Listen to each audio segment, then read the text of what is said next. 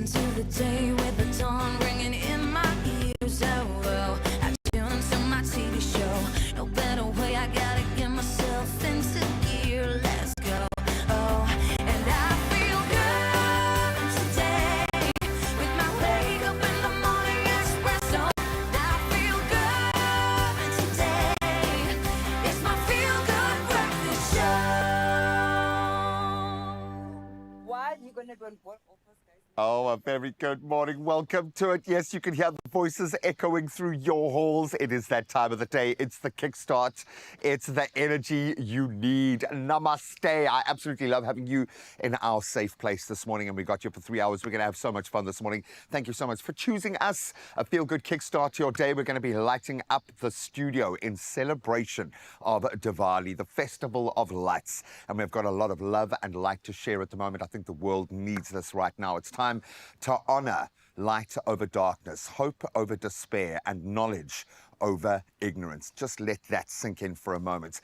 A message that shines far beyond religion or culture, and hopefully will reach you today. We're going to explore the deeper meaning behind this absolutely beautiful celebration with Manu Chirananda, teacher of Indian culture at the incredible Indian consulate. And then a little bit later, we're going to turn up the sparkle just a little with lifestyle content creator Utika Naidu.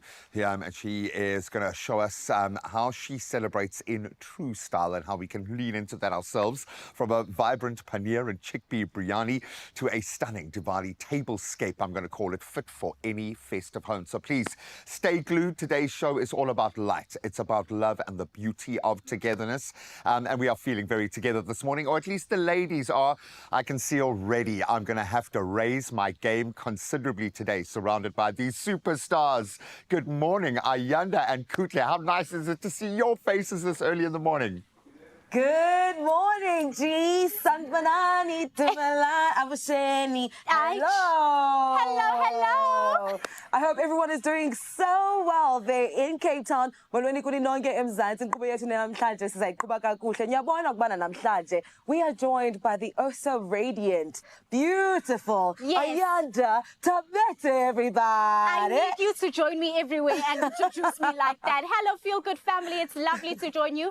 I hope everybody in Cape Town is feeling good. Yes, today's show is nothing short of amazing. As you know, right here on your Feel Good Breakfast show, we give you the best of entertainment and current affairs. Namhlanje, we've got just that. Guess who we have in studio? Oh my word, the lineup is absolutely amazing. Talk about African music with Ulwan Dlunkulu. It's going to be fabulous. And we dive into all things G20 with Dr. Stembile Mbete right here on your Feel Good Breakfast show, as well as talk about all things Diwali. You already know that you are locked in for a feel-good time this Klein Vrydag. Ladies and gentlemen, let's dive into what's happening in and around the world with Carissa right now.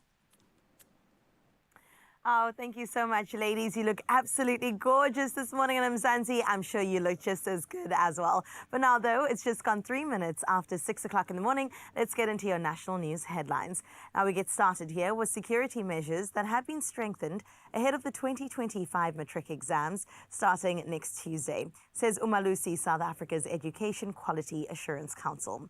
Now, over 1 million candidates are registered for the National Senior Certificate and other assessments. Now, Senior Manager Dr. Mary Antoinette Dluayo confirmed that papers are being printed and stored securely and that all protocols are currently in place. Now, she noted shortages of markers in certain subjects, but expressed confidence that recruitment drives, early marking starts, and staggered marking will ensure exams are assessed on schedule.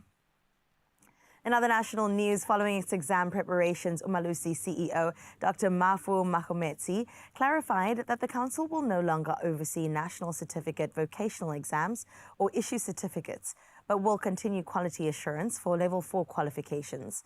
Now, he confirmed that public and private assessment bodies are ready to conduct the National Senior Certificate and other end-of-year assessments. Rahometsi also urged the Department of Basic Education to finalize online school guidelines to ensure moderation and quality standards are implemented effectively across the system. Now, in your international news making headlines, Madagascar's new military ruler, Michael Randrianirina, announced he will soon be sworn in as president after a coup that ousted Andry Rajoelina, who fled abroad and refuses to step down. Now, the African Union immediately suspended Madagascar, warning the takeover risks isolating the country. Rangiria said the military dissolved most institutions, plans a 2-year transitional government, and aims to hold elections afterward.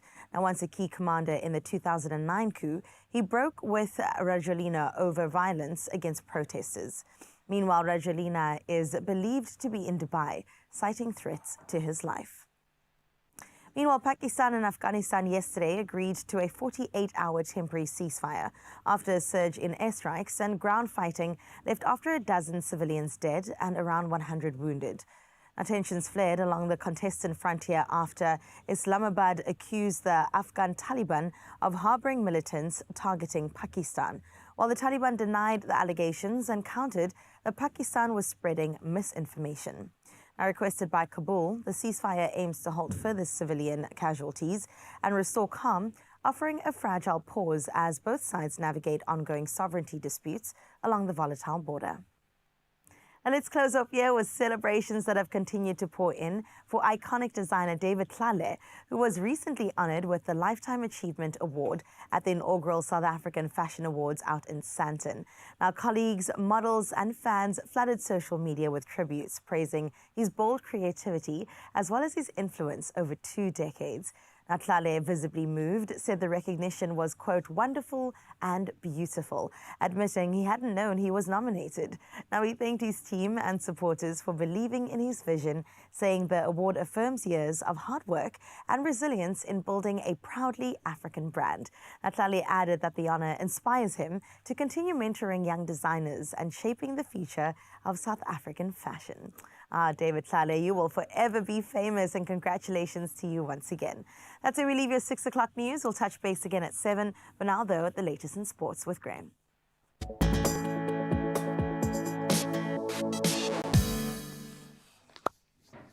Thank you so much, my wonderful friend. Wish I had the better news to start with this morning. Let's get into the cricket and around that story of Shaheen Afridi. Took care of that for us yesterday with 4 for 33, including 3 of the last 4 wickets as Pakistan beat the Proteas by 93 runs in that first test in Lahore. Deval Brevis struck a quick-fire 54, but it wasn't enough. The Proteas bowled out for 183, chasing 277. Interesting that a quick was the one who did the damage on such a spin-friendly pitch, but the battle stakes have been laid down. We love that. Now let's get back into tennis. And Naomi Osaka fought through injury to beat defending champion Susan Lemons 7-6. That was 8-6 in the tiebreaker, then 3-6, 6-2. Quite a tough battle to reach the Japan Open quarterfinals. The top seed needed treatment for a left leg injury late in the match, but did hold on to win in front of home fans, and she now next faces Romania's Jacqueline Christian. Now we get back into cricketing news, and Pakistan were left frustrated as rain once again stepped in to wash out their Women's World Cup clash up against England in Colombo yesterday. This could have been like an early title fight of sorts here, defending 133 for 9 in 31 overs. England were in deep trouble after Fatima Sana's superb 4 for 27 before Pakistan cruised to 34 for 0, chasing that 113 when the match was abandoned due to some heavy rain. Let's hope that abates so we can get some play this week.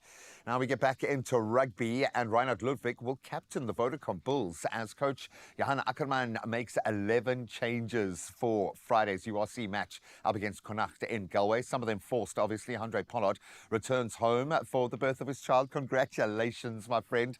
While Keegan Johannes starts at fly half and Willie Leroux then shifts to fullback. The Bulls aiming to bounce back after their Ulster defeat. Couple of injuries, but they still got the firepower. That's where we leave our sport for now.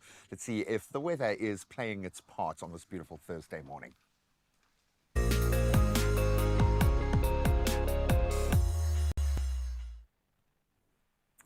Thank you so much, Gray. That's beautiful news. Congratulations again to the Pollard family. But now, though, let's get into your weather, where the South African Weather Service has issued a yellow level 2 warning for severe thunderstorms, and that's over northeastern Mpumalanga and the central and eastern parts of Limpopo. Now, heavy downpours may have caused localized flooding, while strong winds, small hail and excessive lightning could damage property. Along the coast, a level 1 warning for damaging waves is in place from Cape Town, Columbine to Plettenberg Bay, posing risks to navigation. Now, inland, extremely high fire danger persists across parts of Northwest, Free State, Limpopo, Mpumalanga, as well as Gauteng. Polarities in weather bring us all here to your sunrise view of this hour. And could it be family? I don't know, Nathan Cupido. You could just be a long-lost cousin out in Arniston. Well, this is what your morning view looks like on your side of town, where the sun is coming on through. Just reminding you that, yes, Mr. Cupido, you will get a 17-degree high today. Absolutely gorgeous view out in Arniston, reminding us all that we definitely need to take a visit on that side of town. Thank you so much, Nathan, for getting in touch with your gorgeous morning view. And a reminder again to share yours too, whether you're family or not, on our WhatsApp line. We would absolutely love to hear from you on 0630369649. For now, though, it is a Thursday. The weekend beckons, but today let's check out your temperatures.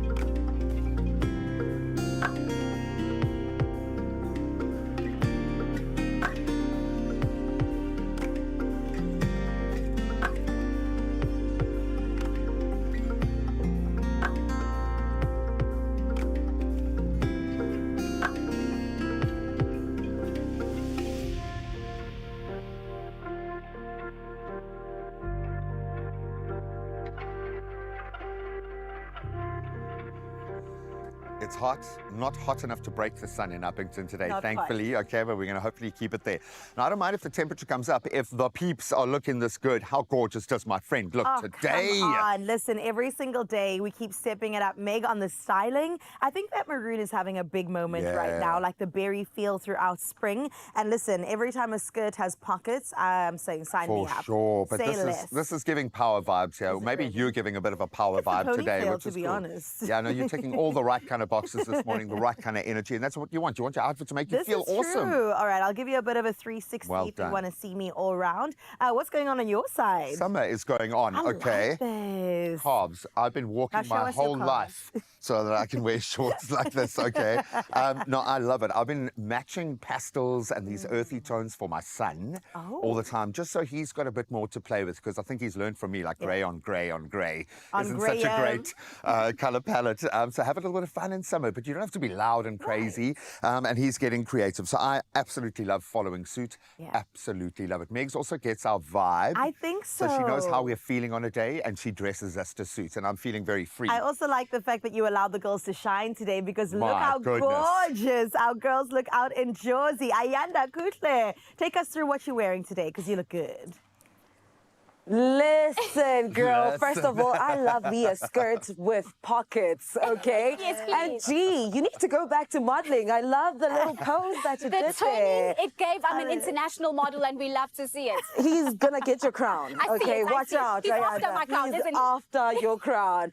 But look, man, in Johannesburg, it's going to be a hot Thursday. So Umto, our stylist this side, got it right. Literally Spot on. hit the nail on the head. This magenta, is this magenta? It's magenta. That's the I'm gonna fancy say English berry. that we use. We can say a shade Sabu of pink. pink? Yes. Some pink purple or in the middle there. This two-piece truly feels good on the body. It complements the body. I absolutely love the texture and the material as well. Yes. It's flowy, it's breathable. I feel comfortable and confident, but most importantly, very, very pretty. But you are bringing in the sunshine. Please, gorgeous girl. We said it is spring. We said we're going for summer, so we went light and breezy. And I wanted to be like G with the shorts. Trying to get on your level, trying to keep that crown of mine. And of course, we had to match with the gorgeous pink color. Doesn't it make you think of the Festival of Lights? Listen, and that's exactly what we are celebrating today, Diwali. We actually need to find out if we are dressed for the occasion coming up. But listen, man, please let us know what you guys think in Cape Town, rather. How do we look? Tell us. Tens across the board. 10, 10, 10, 10, tens all round. I will say, though, that with the other half of this team, it is a lot easier, I think, to achieve a particular look. So I'm going to give extra special kudos to our styling department for dressing the boys during this season, set against the gorgeous woman working on the show. But you all look absolutely amazing. And this is kind of how we know season has kick-started. Right. Functional, gorgeous, and yes, high point of the day I didn't realize would be pockets in the dress. Thank you very much. Is that an A-shape, A skirt, A-shape? A? Gee, Am I you there? are learning. Yes, it is an A-line skirt because Very it's nice. easy breezy. And then, of course, with the pointy little camel shoes, it just makes it that much better. Listen, you can shop all of these in store online and on the app. Our friends at Woolworths have always literally got our backs, and they will have yours too to look as gorgeous as we do in all the tones and vibes for summer. Only you can make my day. South Africa, it's time to fuel your wanderlust because Shell is giving you and a partner of your choice the chance to win the ultimate South African road trip experience. That's right. With Shell V-Power, 5 lucky couples will win a once-in-a-lifetime road trip and track experience. And entering couldn't be easier. Simply spend 750 Rand or more, tap or scan your V Plus rewards card 3 times this month, and you're in the running. Oh, so please start those engines and let Shell V-Power take you places you'll never forget. T's and C's apply. Find them all at expressoshow.com.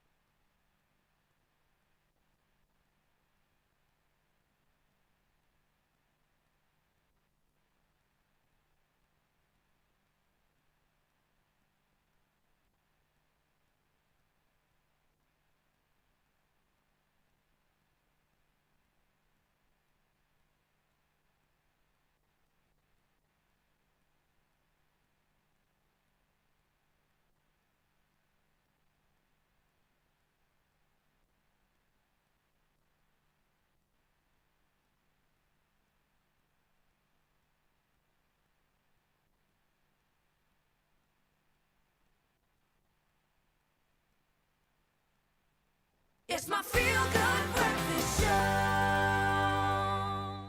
Welcome back, Mzansi. Thank you so much for spending this Klein Vrydag along with us. And listen, the celebrations are all around because Diwali is knocking. 20 October is just around the corner. And we know it's a beautiful celebration of light over darkness. I like that. So let's sink into that for a moment. What's something positive that has brought you light this year, brought you into light this year? Share with us so we can spread that light. I absolutely love connecting on this level. 063 036 9649. Please drop us a a message. You can look back. You can maybe look at your current situation right now as things are changing and recognize that. Or maybe you can look forward to those darker areas that need light so desperately right now. But we want to spread, as I say, make the circle of light bigger. Today. I like that. JR would be so proud of that as well. Right now, we need to get into some entertainment to continue the smiles and the light going. And Loa sure. out in Joburg with the ladies is going to give us exactly that. Our musical guest this morning is a talent who continues to shine and evolve, pushing the boundaries of Afropop and urban maskandi. She's the first lady of Ingabi Records and a multi-award-winning artist. Just over a week ago, she dropped her highly anticipated second studio album, Amatigo, and simultaneously launched 2 new businesses under the same banner. Girl. She is here to chat all things Amatigo. Please help me give a feel-good welcome to the phenomenal Loa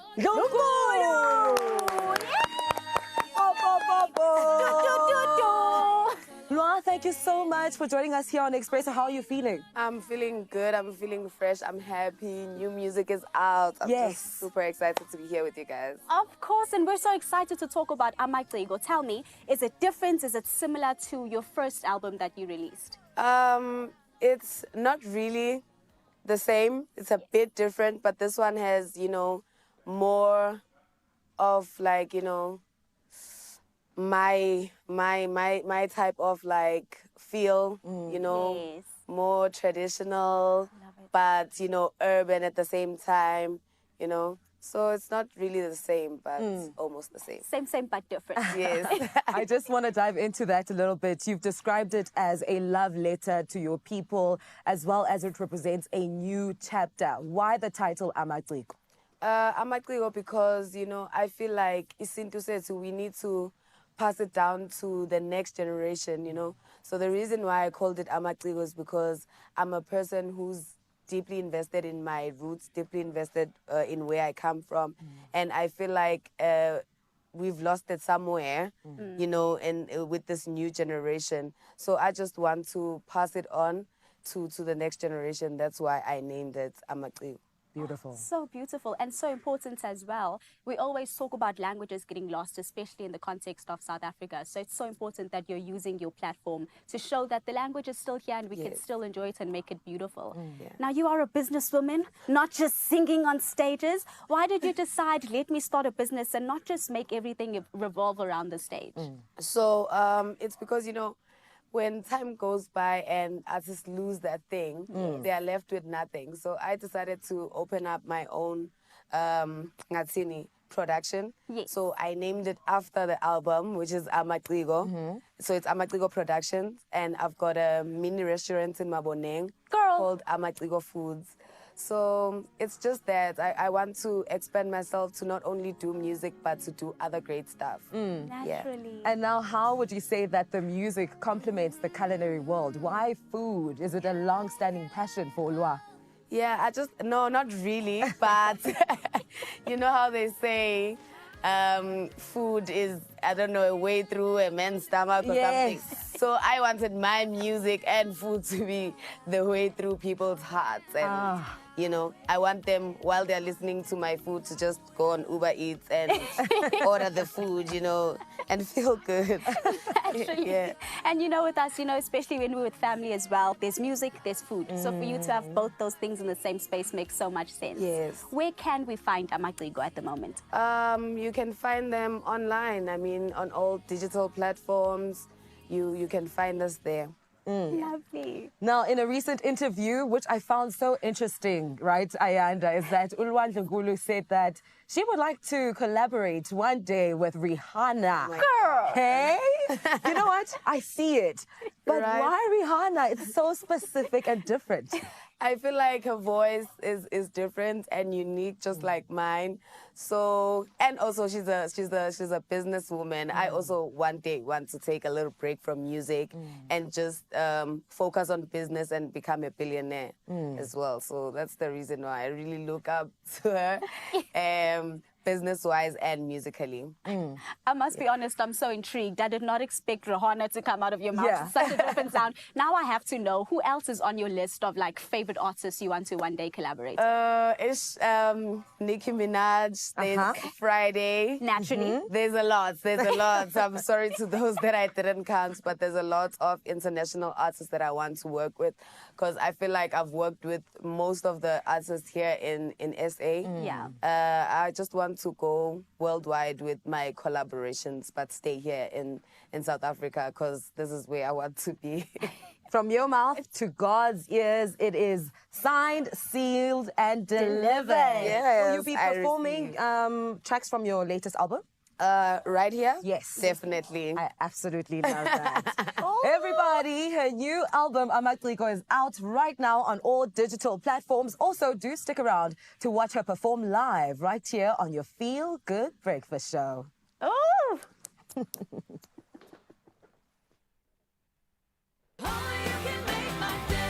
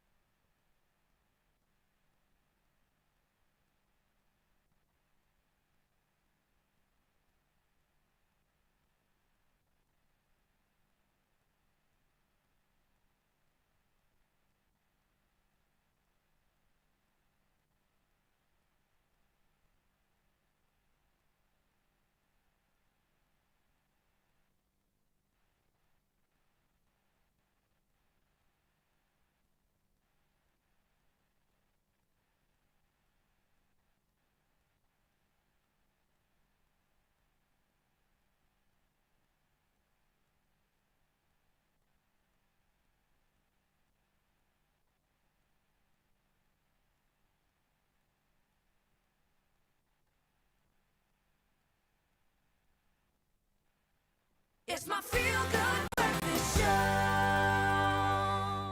Okay, slow down. Everyone just calm down. We've been out the gates really quickly this morning. A lot of energy. Let's just calm ourselves. I know, what are you talking about? Let's get out there and explore. Come on. When you imagine the ultimate road trip, and we've been forcing you to imagine that a lot over the recent weeks, there is always that one car possibly that steals the spotlight. Maybe you own it. Maybe you've seen it. The one you see yourself in, cruising along the coastline, hair blowing. Maybe you've got that scarf. That Oh, I love the Louis scarf. Vuitton, Yeah, just so Vuitton. flowing in the wind, music blasting, obviously, and then the freedom just a turn away. Well, today it's all about dream car confessions, the rides that make every adventure unforgettable. I like that. And this doesn't seem to be a major pressure point for you. I don't think you really worry about the car that you're in when you're out there, or am I wrong? I don't mind. To me, it's more about the company, but I will say that I need convenience. So don't put me in a skodonki that I must Okay. now struggle and also hold the door closed together while we're I've driving. done Joburg to Cape Town in a Mazda 323 that was born in 1972, I think. Oh, So I'm no. well aware of the skodonk trips. But the joy is, Yeah. if something goes wrong, you can fix it yourself. Who's you? Okay, Not which is me. a thing, okay, which is a thing. But all of us have that kind of dream, okay? And we want to hear from you guys. What is your ultimate road trip car and why? And remember, this is Shell V Power we're talking about. Yes. You can dream big. It could be a Formula One car. I don't care. But sometimes it's nice to see the classics getting their time. I think of like a cannonball run, breakfast run in the winelands, all these beautiful cars. And I once entered it in my sister's little Mini. We had just driven down from Joburg to Cape Town, and she held her own. It was awesome. It was so much fun. But just to see the land be a part of that, it felt like I was in a movie. It was just so And that's cool. the point, isn't it? Yeah, so that's, for me, you want to have a bit of power. Yep. but space. So I like the idea of like a nice SUV. I don't mind a mini On-off. SUV too, because my spatial awareness sometimes worries me. It does concern me. And so a mini SUV feels like a good compromise between I'm not the giving two. you a car, we're not buying a car You together. said I I can don't know. manifest it. What do you mean? I suppose this is the manifestation station. But you can have a whole lot of fun in an old car, in a fast car, in a big car. Maybe you want to go off-road. So let's see how you guys are feeling about your ride this morning. Okay, well, let's see what Matlalaka says. My dream drive would be an adventure-ready 4x4. Yeah. Oh, we're going big. Cruising through the stunning landscapes of South Africa's Garden Route. Yeah. The rugged terrain, scenic views, and freedom of the open road would just be exhilarating. And then you keep going. Yeah. I hit Transkei in a non-4x4, and that was an issue, okay? That I sounds was like a telling you about like, problem. the harrowing ride, but I love that for you. 4x4. Sue Ellen Davids Lutzi says, definitely the 4x4. I've got a big family that loves nature. Oh, wow. Yeah. That's a Bring great it combination, right? When everybody else is in the nature with you. I've always had this burning FOMO Yeah. of those families that have like a camper or something, and they're like, oh no, we're going. Where? Like anytime, Exactly. whenever we want. We're just Whichever leaving. weekend as well. And they do that all the time. And I used to think, oh man, I love that for you. So maybe your car isn't even a car. Maybe it's a camper van. See if you guys are inspired to get out and explore on something different. Maybe it could be a bike. Would you be my sidecar partner on a bike? I thought I wouldn't be on the bike with you, that's for sure. I wouldn't be on the bike with me, to be honest. I would be your side partner in a car. But listen, no matter what your dream ride does look like, every unforgettable journey begins with the right fuel. And that's where Shell V-Power takes the wheel. Engineered for performance, it keeps your car running smoothly from the first turn, of course, to that final stop. And remember, and I know we are laying this on thick, but it's going to be massive. 5 lucky couples stand the chance of winning a once-in-a-lifetime road trip and track experience for 2 people, and that's courtesy of Shell V-Power. You know they're going to do it on another level. Simply spend 750 Rand or more at Shell to book your spot, or you can tap your V Plus rewards card 3 times this month, and you could be one of the lucky ones hitting the road in the ultimate style, I promise you. But of course, those T's and C's do apply. And remember, when it comes to Shell and it comes to Shell V-Power, their competitions really do set a new standard. So please take this one seriously, and all the best of luck. And I suppose the added bonus, we get to love and explore our beautiful land even more along the journey as well. So keep swiping that V Plus reward cards. Just 3 times in a month is all you need to qualify or spend 750 Rand or more. All the best of luck. Maybe I'll see you trackside. But right now, I will see you stoveside in the kitchen. Time to get busy. It is time to get busy because, listen, it is Hack Thursday and we've got 2 really exciting scrubbing and also pan hacks for you. So if you're anything like me and when you get to the kitchen you think the less time the better, also by the dishes, washing dishes, then this one is for you because I want to give you the ultimate hack when it comes to both cooking onions, sauteing them, and then also frying an egg. And this time around we're going with some wax paper. Can you imagine? I know, this is what I'm saying.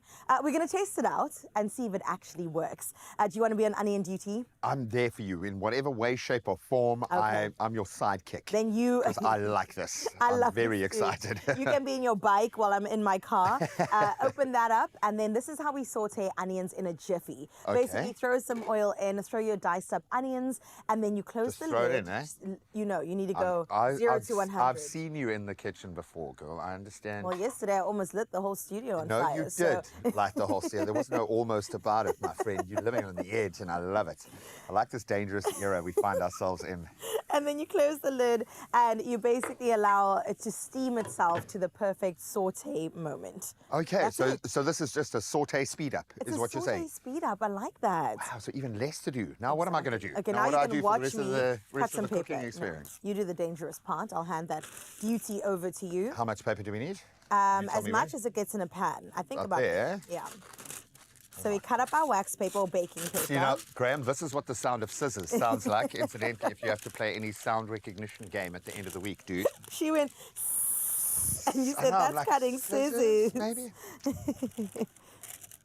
Okay, I'm going to Okay, try so to you make want it to keep that it as flat as possible. without burning I like my the use of fingers. the spatula in that. Okay, Okay. that seems It good enough. looks very flush. We're frying an egg on baking paper. I've never seen this. Sans any oil, hey? No oil, nothing, but also no need to wash dishes afterwards. Oh, there we go. So for the lazy or have that folks- funny eggy smell after you've washed egg-laden kind There's of nothing dish worse than oh, drinking a glass of water that smells like egg. oh, gee whiz, man. Yeah. That was rough, eh? I've seen, I've heard, and I've tasted. There's no good. Okay, so those are our eggs. We're gonna put some salt and pepper on them, flavor them as you'd like, and then basically we're gonna watch the magic happen. So of course we're waiting for the egg white to cook through. Do you like Okay. the runny yolk? I love it. I do like a runny yolk. I've had to kind of learn to eat whatever because of my kids. Okay. But they'll go through day by day a complete shift in taste and what they enjoy and like. So one day it's runny, one day it's hard. And bearing in mind, I live off their leftovers pretty much. It's not like a parenting thing. It Like you don't is. even eat meals. Whatever's left behind, you And forage. everyone's like, "Oh, you intermittent fasting?" I'm like, "No, I'm just foraging for food." Exactly. And when I find it, I eat. That's the.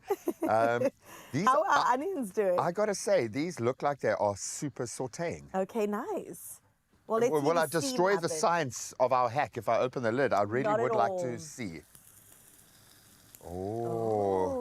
I think that the added pressure and the heat of the steam in that closed environment Yes. has really pretty much cooked these. Now we can let them brown off, right? Yes, so then the moisture will leave as you leave the lid off. It'll brown a little bit, and then you can start your actual recipe. For today, our recipe, eggs and onions. The way you said that, the moisture will leave. It will leave you. Or evaporate. I like that. Oh, wow. That's looking great. And those are Yeah. coming along beautifully, and And they're starting so to brown are our already. eggs. In fact, watch you don't burn Wow. them. Hey, look Hey. at that. Oh, that's perfect, Graham. It Wow. even smells fantastic as well. So I sometimes add some sugar, some salt, some pepper to my onions too. Like Sure. I've been taught to flavor at every level. And so it starts at the base, doesn't it? Starts at the Sure, foundation. 100%. Work it from the ground up. Flavor that oil. I love that. What are we going to use these beautiful onions for? I feel like now we've got to make like maybe a bolognese or something. I don't know. Did you bring any other It could ingredients go today? any direction that you need. Okay, but look at my eggs, please. My eggs look fantastic. In fact, you know in cartoons when they make eggs, this is exactly what it looks like. Perfectly imperfect. They eh? perfectly perfect. Perfectly imperfect. Perfectly perfect. Okay, no, perfectly perfect. No, they do. They look lovely. Perfectly perfect eggs. So the actual trick is to see if they'll come off the paper. And you can tell by the color of those yolks, beautifully fresh eggs. I love eggs. I love absolutely love eggs. eggs so much. You gonna do it? Okay. Do the song. Eggy, eggy, eggy, can't you see? Sometimes your love and shape just hypnotize me, hey? I just love your eggy ways. If you've got a better food song, we'd love to hear it. I'm going to let these just continue. But Let look at them that, cook where off. they're beautifully sauteed. Okay, And it this is took the us, test. I wasn't timing exactly, but I'm thinking about 2 minutes. Yeah, Or you could eat it off the wax paper. you could put some chips on top. Then you roll it up like that. Ooh. You cut it in half. Exactly. And then you eat it like a wrap. You see. I think that this is a success, a resounding one at that. So you don't want your paper to be too big either because it Okay. will get a little bit Don't brown get on too the big for edges. your boots. Exactly. But there, our eggs are done. Our hack is perfectly been tested and it's a 10 out of 10 on both fronts. So what, we're going to have some toast, then the onion, then the egg. Okay, what? I'm reckoning maybe some spray stuff. Maybe, might like a little help, spray just and a little, cook. just a little bit of something like that. Maybe a touch of olive oil. I don't know. It's an interesting hack. You can try it out at home. Just be very careful. There we No, go. it's lifting. It's lifting, girl. Back yourself. Okay, I'm gonna stop right there, but I will tell you it lifts a little bit. You see, it's temperament. This is what we're learning on TV. No, I absolutely love it. If you've got a better hack, we want to hear it. We want to test it out on the show. Absolutely Please. love it. All right, we'll see you straight after this break and we'll let you know how our egg and onion taste together. Do you have a hack for toast? Only you can make my day.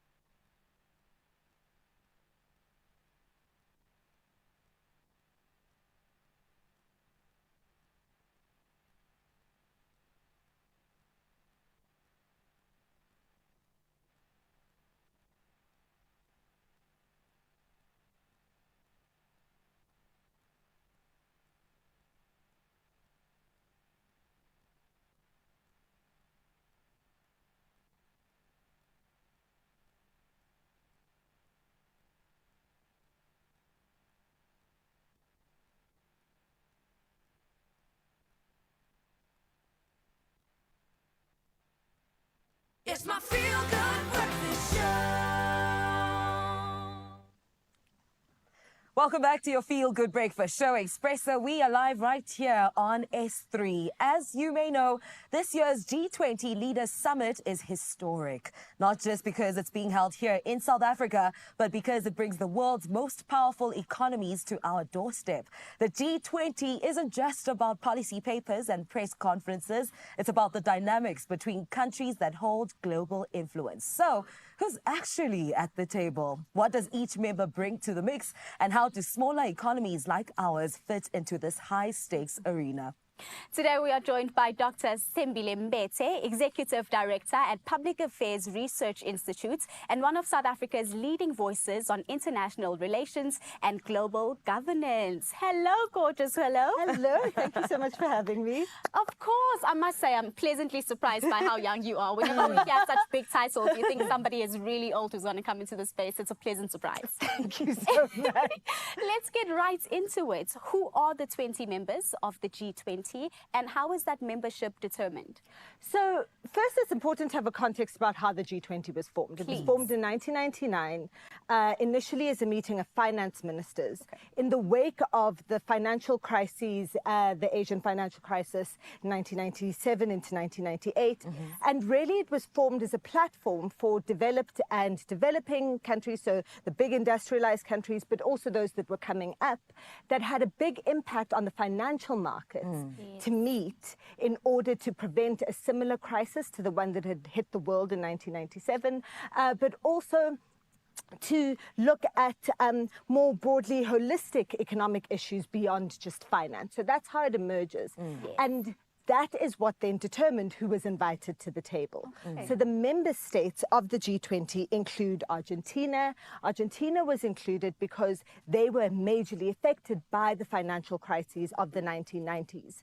And so they needed a seat in the table because they were one of the countries that was most affected, but also that had like a contagion effect on the rest of South America and their economies. Australia, Brazil, Canada, Canada, China, France, Germany, India, Indonesia, Italy, Japan, Mexico, Russia, Saudi Arabia, South Africa, South Korea, Turkey, the UK, and of course the US.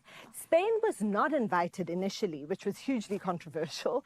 They were later then invited as a kind of permanent guest to the G20. The reason why South Africa was included is that it is the biggest it's the most industrialized economy on the continent, and also has the biggest financial system and financial market. So any financial contagion in terms of any crisis that would take place would necessarily impact South Africa and our financial system and our banking system, but would also have a contagion effect on the rest of the continent. And Dr. Mbete, there's also questions around legitimacy, right? Why certain nations are included while others are not given a seat at the table. How does that work? Well, as I've said, a huge thing around why certain countries were included and not others was level of industrialization, level of development of their financial system. But of course, it was a controversial thing who was at the table and who was not. There's been lots of academic discussion about why certain people were included and not others. But what's happened is that there are now certain regional groups that are allowed to come to the G20 and do have membership. So the African Union was included as a member of the G20 in 2023.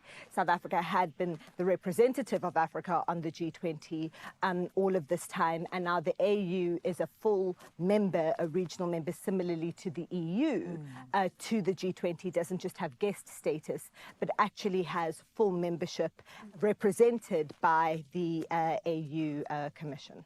Yes, I think the lovely thing about the G20 being held in South Africa is that we're learning so much about it. Everywhere you go, there's an ad on the streets.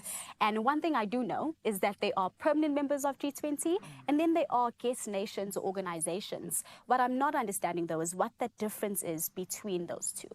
So the guest members of the G20 are they host the G20. There's a whole cycle. So with South Africa hosting this year, we're at the end of a 26-year cycle of G20 meetings. So South Africa's the last one, and then we reset to the first country to host the G20, which is the United States, who hosts next year. What we've also had over the last 4 years is that it's been developing countries, so countries of the global south that have hosted the G20. We had Indonesia in 2022, India 2023, Brazil 2024, and now South Africa 2025, which has placed the issues of the global south onto the agenda. But those countries who are permanent are the ones that host, that are involved in the most number of the meetings that take place, because the G20, I think our G20 this year had nearly 200 meetings that took place. So it expanded from 1999 from just the finance ministers' meetings. You now have heads of states meetings. So those are the summits. That's the summit that's going to take place on the 22nd and 23rd of November. And then you've got all of these other working groups that take place around particular issues. So whether that's communications, trade, health, and then you have as well, you have what they call engagement groups. So the think tanks have a T20, the youth have a youth 20, the women have a women's 20. And so that has all evolved. So there are many meetings that happen over the course of the year. And permanent members of the G20 participate in all of them. And then guests, organizations or guest countries, guest nations will participate in different meetings across the year. There is a permanent set of guests. As I've said, Spain is a permanent guest to the G20, but then other guests are selected by the host nation in any given year because of whatever relations they may have or whatever issues that they consider important. I mean, earlier on you touched on the level of economic growth here in South Africa and development as well, in the context of the African continent. But how would you say South Africa has positioned itself in the context of the G20, and what's the perception from other G20 members of Mzansi? So, you know, South Africans, we don't take ourselves seriously, and for good reason. I mean, you know, sometimes living in this country is like being in a movie. But, but I think that we underestimate how much of a role the South African economy plays in the global economy, particularly, as I've said before, in terms of our integration into the global financial system. What you saw in the very early years of the G20, so I've said there was the finance ministers from 1999, and then from the early 2000s, it was the summit, so the leaders, heads of state. But what you saw in the very early years of the G20 was South Africa playing a very important role in the norm setting, the standard setting around particular financial issues. So our finance minister at the time, Trevor Manuel, the governor of the Reserve Bank at the time, who was Tito Mboweni, were very involved in the discussions that led to things that affect us now. So things like FICA. So FICA, that you have to go FICA your documents, it's the bank, you know, all of our RICA things. FICA was a direct response to 9/11 and dealing with terrorist financing.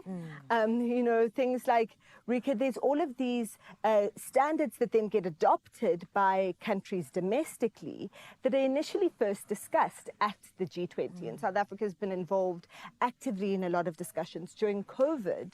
So in 2020, South Africa led the charge on behalf of the rest of Africa to have debt relief for highly indebted nations.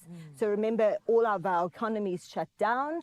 A lot of the countries on the continent were heavily indebted to both private sources and also to some of the international banks and to sovereigns and to other countries. And so with very high interest rates, and they couldn't pay those interests because the economies were shut down. And so South Africa fought very hard. Minister Enoch Godongwana was involved in a lot of conversations with the G20 nations to say, please, can we get some debt relief for countries on the continent? And so, yeah, so those are examples of some of the discussions we've been part of historically. Oh, my word. Big and important conversations. This is going to be such an informative lesson. I'm going to take out a notepad eventually and get some more notes. And to everybody watching this morning, we have so much more lined up for you. We'll come back and have more conversations with Dr. Thembile Mbete, and later kitchen hacks on how to revive stale bread. Oh, you can make my day. we connect more countries than any other airline. Turkish Airlines.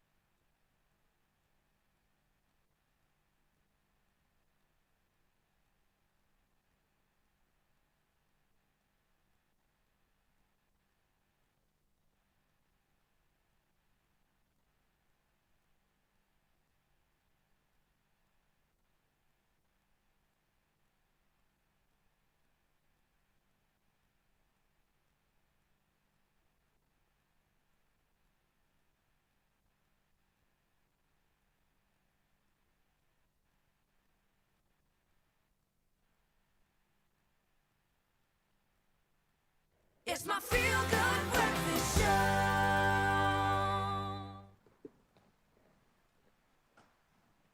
Welcome back to your Feel Good Breakfast Show, everybody. Now that we know who is seated at the G20 table, the question is, what does each country actually bring? From economic weight and political influence to trade leverage and climate commitments, the contributions vary widely. Now, still with us is global governance expert Dr. Thembile Mbete to help us understand the balance of power, the tensions beneath the surface, and the opportunities that lie ahead for South Africa. Now, you've already been dropping so many gems thus far, but let's really get into it. What are all these different countries actually bringing to the table for the G20? So the G20 members represent around 75% of global exports.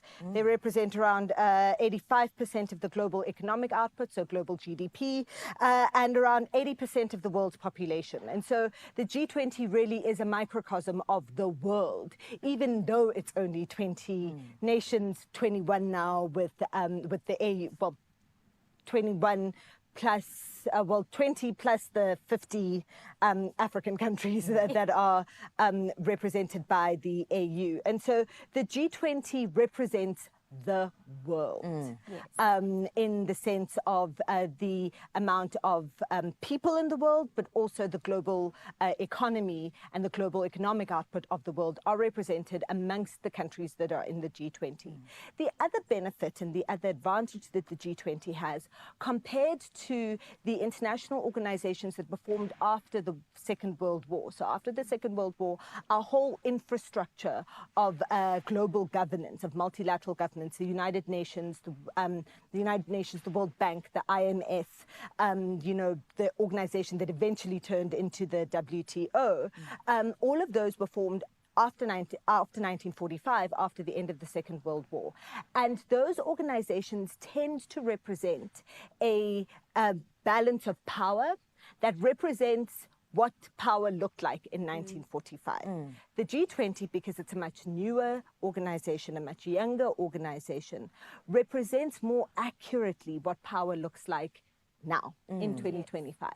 And so you've had China play a very big role in the G20 over time, India, Brazil, and other countries that are considered Western countries, so developed countries like Japan, for example, but that haven't had as much of a place, Japan or Germany, that haven't had as much of a place in the traditional post-World War II international organizations. So that's really been an important thing about the G20, that in some ways it is considered to have democratized global governance and allowed many more voices to have an influential seat and influential voice at the table, more so than in the traditional organizations like the UN and the World Bank. And because of that, you have seen the G20's agenda expand over the years. So as I said, it started being mostly concerned with finance, and then you saw it expand into issues of trade,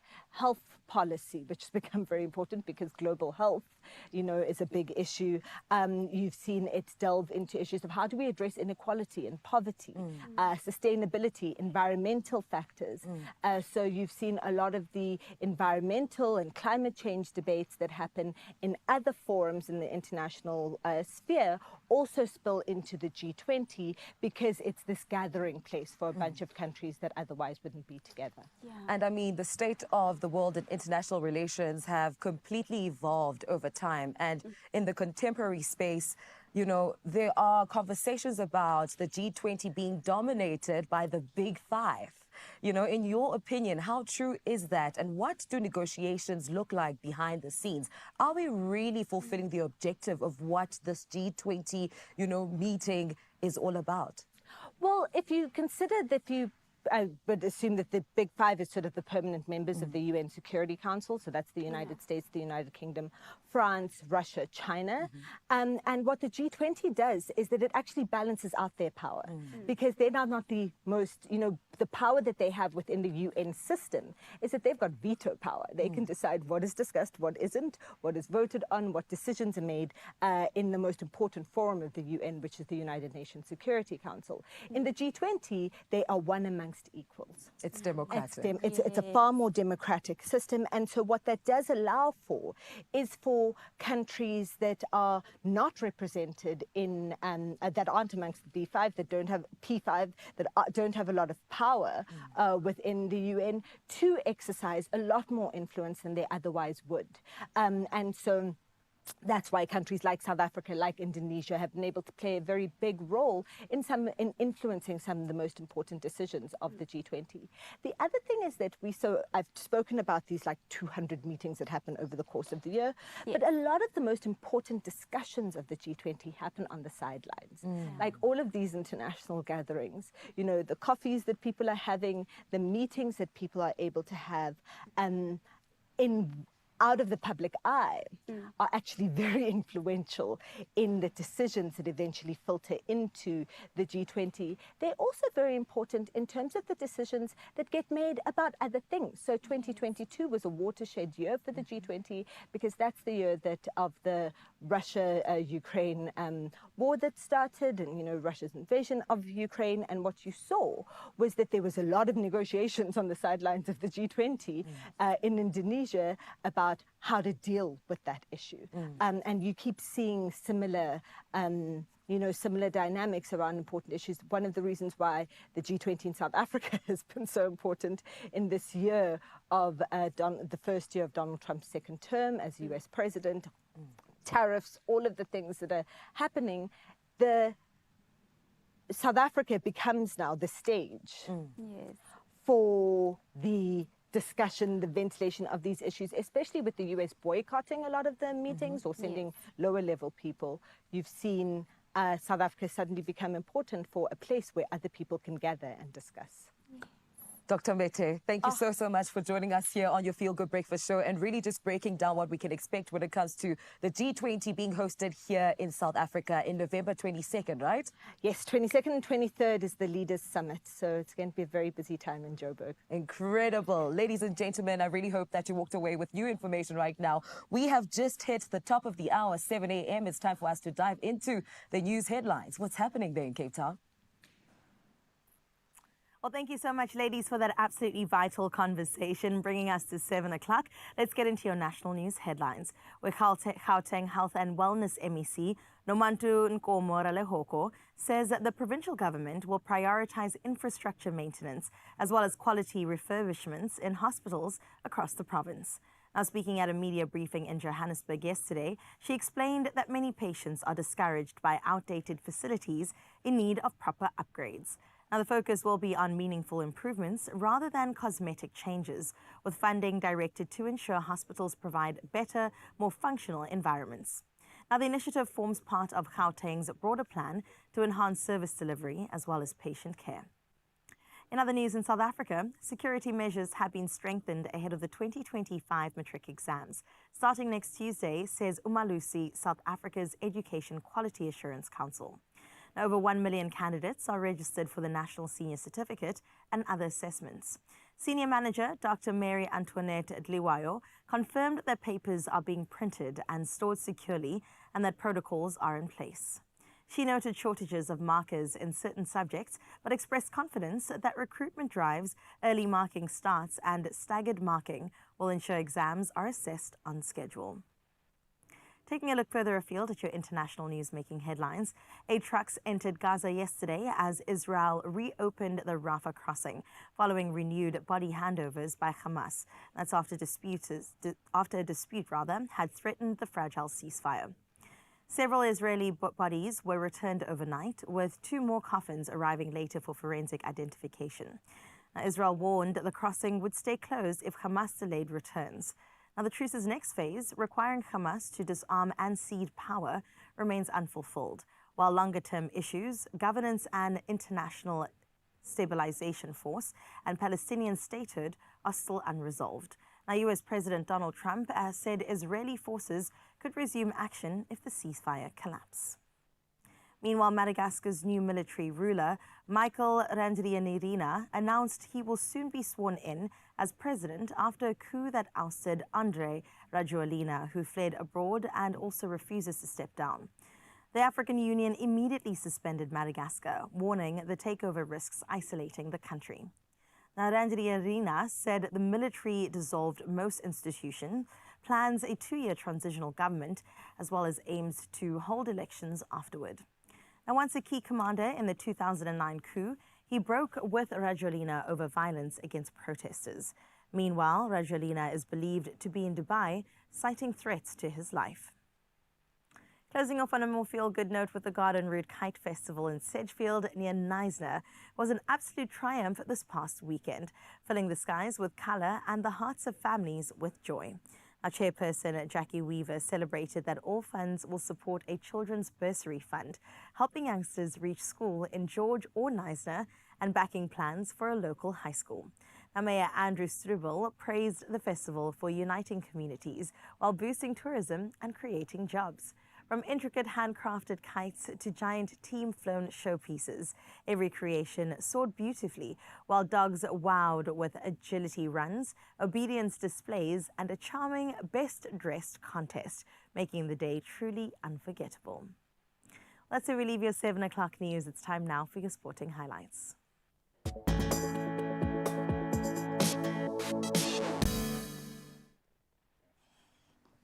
Well done to the kiting fraternity, but I think everyone focused on mental health and making that circle bigger this morning, to use the pun again. Thank you so much. Sorry to bring us crashing back down to earth, but we got to start with our cricket from yesterday and Shaheen Afridi doing the damage. He took 4 for 33 against the Proteas, including 3 of the last 4 wickets, as Pakistan beat South Africa by 93 runs in that first test in Lahore. Deval Brevis did strike a quick-fire 54, but it wasn't enough, as the Proteas were ultimately bowled out for 183, chasing the 277 in the second innings.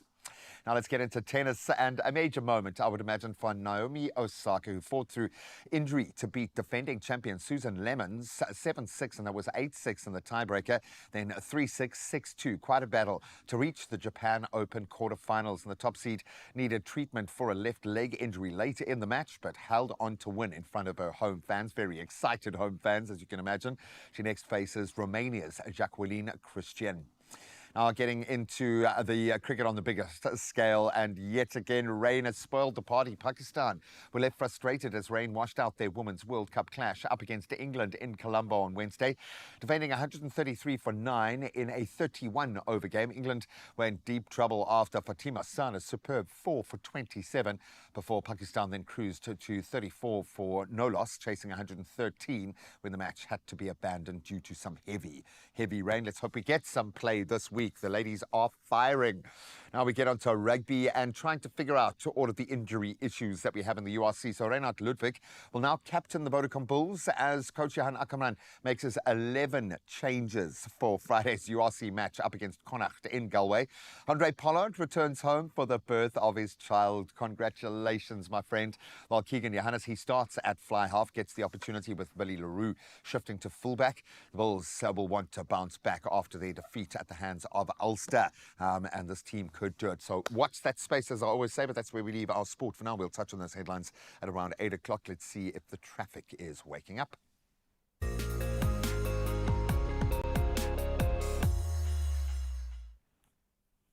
Thank you so much, Gray. Yes, the roads have woken up indeed, especially out in Gauteng and Centurion. We have to report an accident that has occurred on the N14 southbound before Brakfontein interchange. Now, currently, the right lane is closed, resulting in slow-moving traffic. So if you're headed out that way, allow for added travel time to accommodate the expected delays. Now, sticking in Gauteng and Centurion, heavy delays are currently being experienced as a result of congestion on the N1 southbound between Brakfontein Interchange and Olifantsfontein Road. Of course, because of that accident that I mentioned earlier, motorists are advised to avoid the affected area and, of course, make use of an alternate route. Now, let's move over to Cape Town and Century City, where traffic is slow-moving along the N7 South at the N1 inbound ramp, caused by congestion. Now, maintain a safe following distance, and if you can, please pack some patience as you head on out there to get you through that waiting period. But wherever you're headed this morning, Mzansi, make sure that you stay cautious while the traffic picks up. That's where we leave your roads for now. Let's see what's happening in your weather.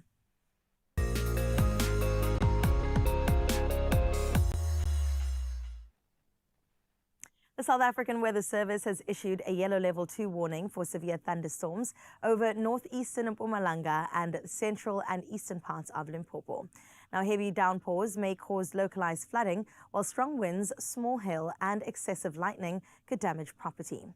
Now, along the coast, a level 1 warning for damaging waves is in place from Cape Columbine to Plettenberg Bay, posing risks to navigation. Now, inland, extremely high fire danger persists across parts of the Northwest, Free State, Limpopo, Mpumalanga, as well as Gauteng. Now, the cherry on top of it all to get into the second hour of the show today is, of course, our sunrise view of this hour. And representing Northdale and Pietermaritzburg, we've got Alice Maharaj. Alice, oh Alice, what a gorgeous, gorgeous sunshine morning view that you've got there. I just love it when the sun comes out to play, reminding us that, yes, summer is knocking, and the way it's playfully coming there through those leaves just puts a smile on my face. So thank you so much for doing your country proud. 20 degrees is what you will get rewarded with. And also a reminder that if you too would like to be like Alice, it's really easy. 0630369649. That is the number that you hit us up on with your morning view as we get into your temperatures once again.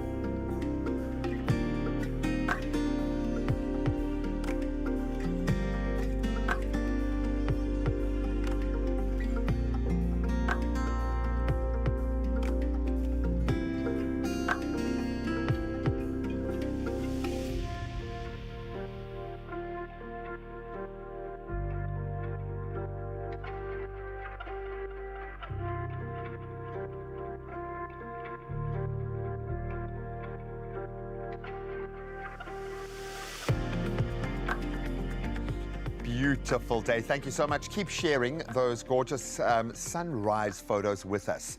We love to see how you wake up because this is like our narrative. Every day we wake up in accordance with the sun and we can feel the seasons shifting now. It's so nice when you get that sliver of light on the way into work. It just feels like it's today and not yesterday. Times are a-changing. But it's also, like, I love the notion of seeing what you see first because we are there with you. Not to freak you out that we're in your house right now, but you're kind of in our lounge and vice versa. But we love connecting with you. So thank you so much for all your contributions. Absolutely. Alice in Wonderland, we appreciate you. We see you and we love you out in Pietermaritzburg. But now, though, let's get into the second hour of your Feel Good Breakfast Show. It's going to be a good hour at that as well because, listen, if you've ever experienced soggy chips or soggy bread, you know that it's just not a good time. So let's revive some stale bread and also some soggy chips. You mean you can? You can. You can revive stale bread. I've done it, but let's see if it works today on the show. Ooh, and then Lawa is standing by. She looks gorgeous. We got back into an incredible journey. I love it when an artist's season is is opening up. As season opens up, we need a summer anthem, please. And I have a feeling it's coming our way after this. You called it earlier. Say it again. What is today officially? A Klein? Vrydag. Bless you, child. We'll see you now. Do you like my name? You can make my day.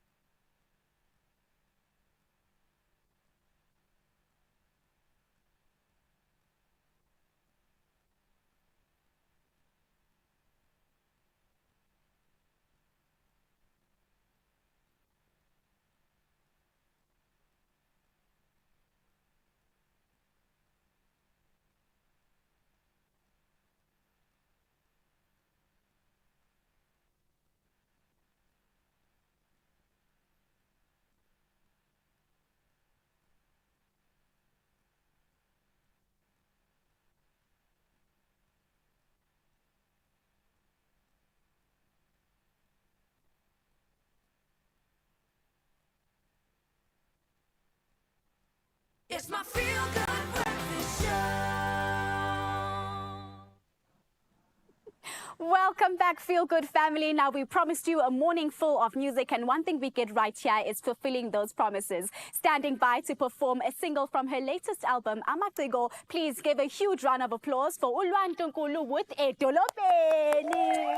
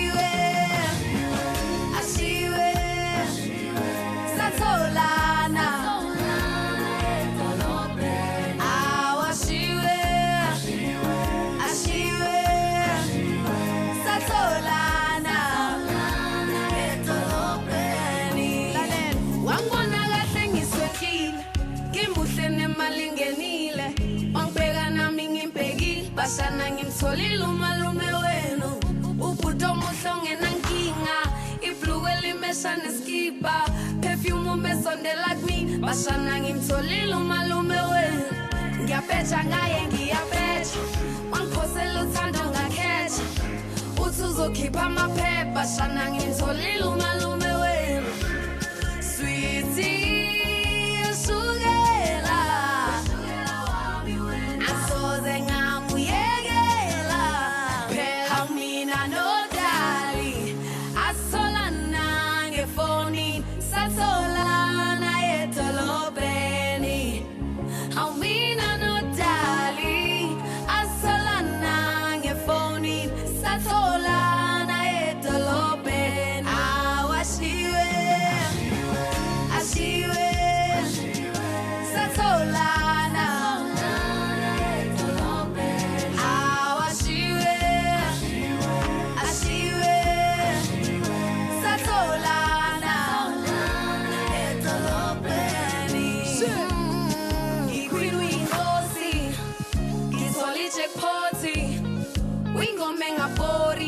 uyigwinya lami ngupoloni uyi-TV mina ngi-remote uyiphilise lilapha yonke into ungamanzi mina ngubomi ngiyomthanda kuyoze kuyolamula igodi ngiyaphetha ngaye ngiyaphetha angiphosela uthando ngakhetha uthi uzokhipha amaphepha shana ngimtholile umalume wenu awusweetie ushukela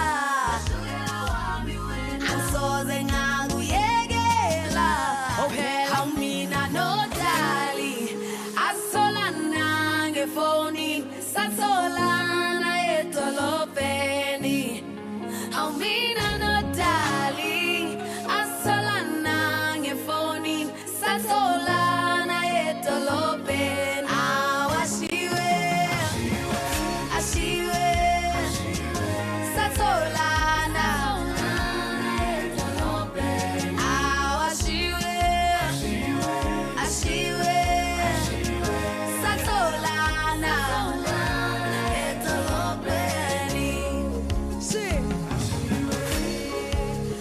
ashiwe satholana edolobheni woza ashiwe ashiwe satholana edolobheni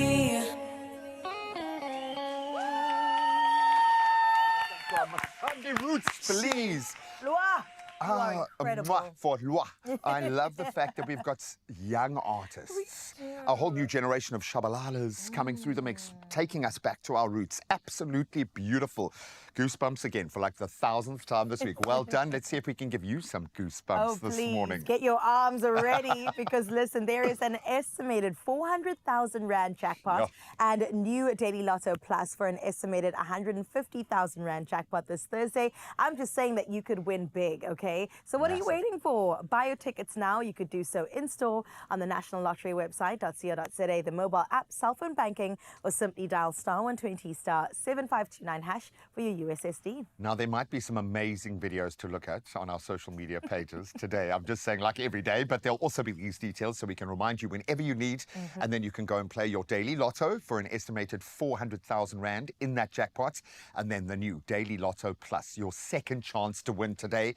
And it's sitting at around 150,000 Rand. Oh my gosh, double Come your on. chances of Good winning. luck. Come on, let's get into it. Luad, it's so incredible that I just feel like we need more. Please. Now, I know I'm completely confused because I thought a Klein Vrydag was a Thursday before the real Vrydag, but it turns out Wednesday is the Klein Vrydag. You know what? We're partying all the way until the weekend. Wednesday, Thursday, Friday. I'm going to call it, okay, I like that, a weekend warm-up. I'm going to say it is officially the weekend because the vibes are there. Over to you, Lawa. Take it away, go. As you know, man, we are joined by greatness right here. We already feel like we've won the jackpot. Ladies and gentlemen, on the Expresso stage, please put your hands together for Luan Lugulu performing Mnagwetu. Ooh.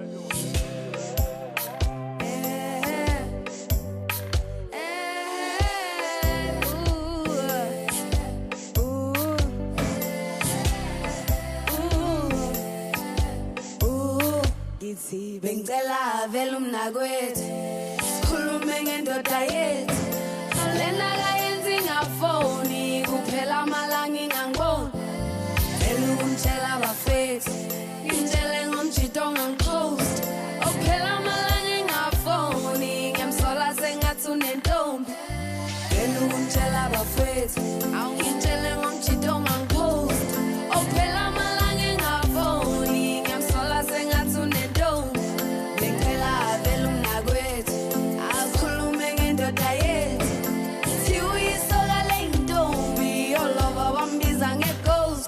ifoni sihlezi flight mode wedala ubani owathi nginyoni wedala umfana uzenza umselebu akabuza ngelangeni ya kuye ngiyophuma ngecebo lethu madabu inhliziyo ngifaka isipele amphuta unaksi iwina ushuna ubuyela kumnini yabona I'm standing on business ngimthanda into edlula amabhilidi sengiqala ngicollect amaphinifu idipu kakhulu le feeling opheka umlando emagcekeni ubabezala bona ifilimi Uyisokale intombi yolova wambiza ngeghost. Bengitela vele umnakwethu sikhulume ngendoda yethu. Awulena kayenzi ngafoni kuphela amalanga ingangiboni. Ngitshela bafethu ngitshele ngomjito ongangiphost. Awuphela amalanga engafoni ngiyamsola sengathi unentombi. Ngitshela bafethu ngitshele ngomjito ongangiphost. Awuphela amalanga engafoni ngiyamsola sengathi unentombi. Avela umnakwethu awusikhulume ngendoda yethu. Uyisokale intombi yolova wambiza ngeghost. Ifoni isihlezi flight mode wedala ubani owathi nginyoni. Umfana uzenza umseleki akabuza ngelangeni ya. Kuye ngiyophuma ngecebo lethu ngadaka inhliziyo ngifaka isibeleti. Angiphuca umnaksi iwini ushuna ukuyela kumnini. Yabona I'm standing on business ngithanda into edlula amabhilidi. Sengiqala ngicollect amaphinizi ngidiphu kakhulu le feeling. Yeah, ngitshele ngomjito ongangiphost. Awuphela amalanga engafoni ngiyamsola sengathi unentombi. Wavela wethu shi hayi. Come on, everybody! Ladies and gentlemen, as you can see for yourself, we're kicking off this Klein Vrydag, this Thursday morning with fire. Thank you so much to Luan Lungulu. Her second studio album is out right now, titled Amaciko. That was truly, truly beautiful. Do not go anywhere. The feel goodness continues. Ladies, I want you to listen closely. Later on, we are taking you through a bra guide to help you find the perfect fit, for what your mama gave you. And we take you back to the kitchen for some kitchen hacks to help you perhaps revive stale bread or soggy fries. You do not want to miss out. All of that and so much more here on your Feel Good Breakfast Show after this.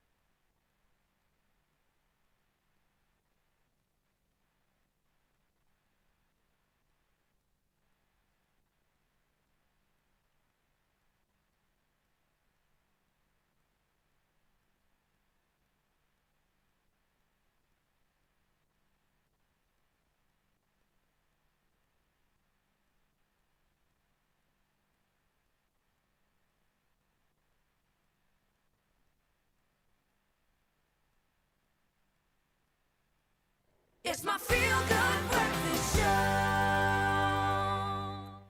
welcome back to your Feel Good Breakfast Show, and we hope that we've done exactly that and made you feel good this time of the morning. Listen, I have to tell you about a fact that you might actually be surprised of. Did you know that 70% of women are wearing the wrong bra size? I know, shocking. Now, this can result in breast and back ache, and it can, of course, affect your confidence, because there's nothing like a bra that just fits your shape, which is exactly why we brought back Zamba Umboti, technologist from Woolworths, is here to bring a bra guide to help us ladies find not only the perfect fit, but also to introduce us to their range of bras made for all shapes and sizes. Zamba, thank you for coming back.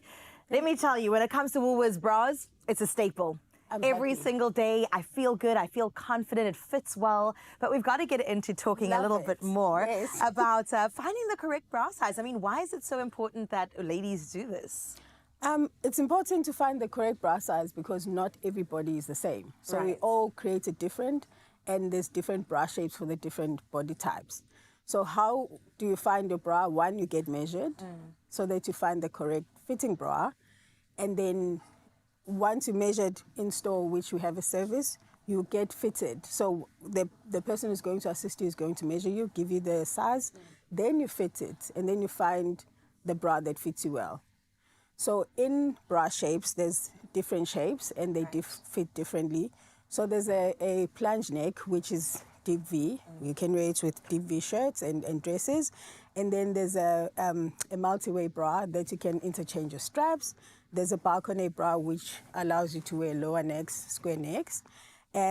For the bigger ladies, fuller figure ladies, there's a minimizer bra that just helps to minimize your girls. What you've been blessed with. Yes. And I'm wearing one, actually. So it gives you a nice shape and it flattens you.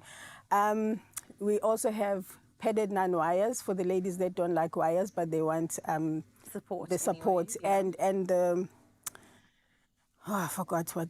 Well, the padding also helps you that if you're out, we've got a smooth shape on your clothing, and then you also have push-up bras for the ladies that need wants to a be, bit of a a bit of a lift. Why not? Why not? I'm here for it. But what is the benefit of actually finding a bra that fits you well? I mean, at the end of it, the light at the end of the tunnel. What can we expect from that? If you're wearing a good-fitting bra or good-fitting underwear, your confidence is boosted. Yeah. Like, you know, after you fit it, like, there's a lift, because then you know you're showing your best. You come with your best foot forward because your foundation is correct. Place. Yes. Yeah, you even walk different a little bit. You walk with your posture, it's feeling and looking good, and therefore you feel great about yourself as well. So Zama, what types of bras are available at Woolworths? And maybe take me through the unique benefits of them. I know you've mentioned like the balcony, the V-neck. Can you maybe show me what you've got going? So what we're going to shout out today especially is the all-day comfort range. So the all-day comfort range, we've got the t-shirt bra. And we've got a t-shirt bra, we've got a multi-way bra, which is you're not going to see on the models, but I have an example of it. So the multi-way, you can, no, this is not the the multi-way, you can interchange your straps, right? Yes. Okay. You can wear them halter neck, crisscross, one shoulder. It's like many bras in one, essentially. Yeah. And it's actually a perfect summer bra. Yes. Even the boob tube without the straps. Not without the straps, because it's not a strapless. And I'll explain because the strapless has a different design.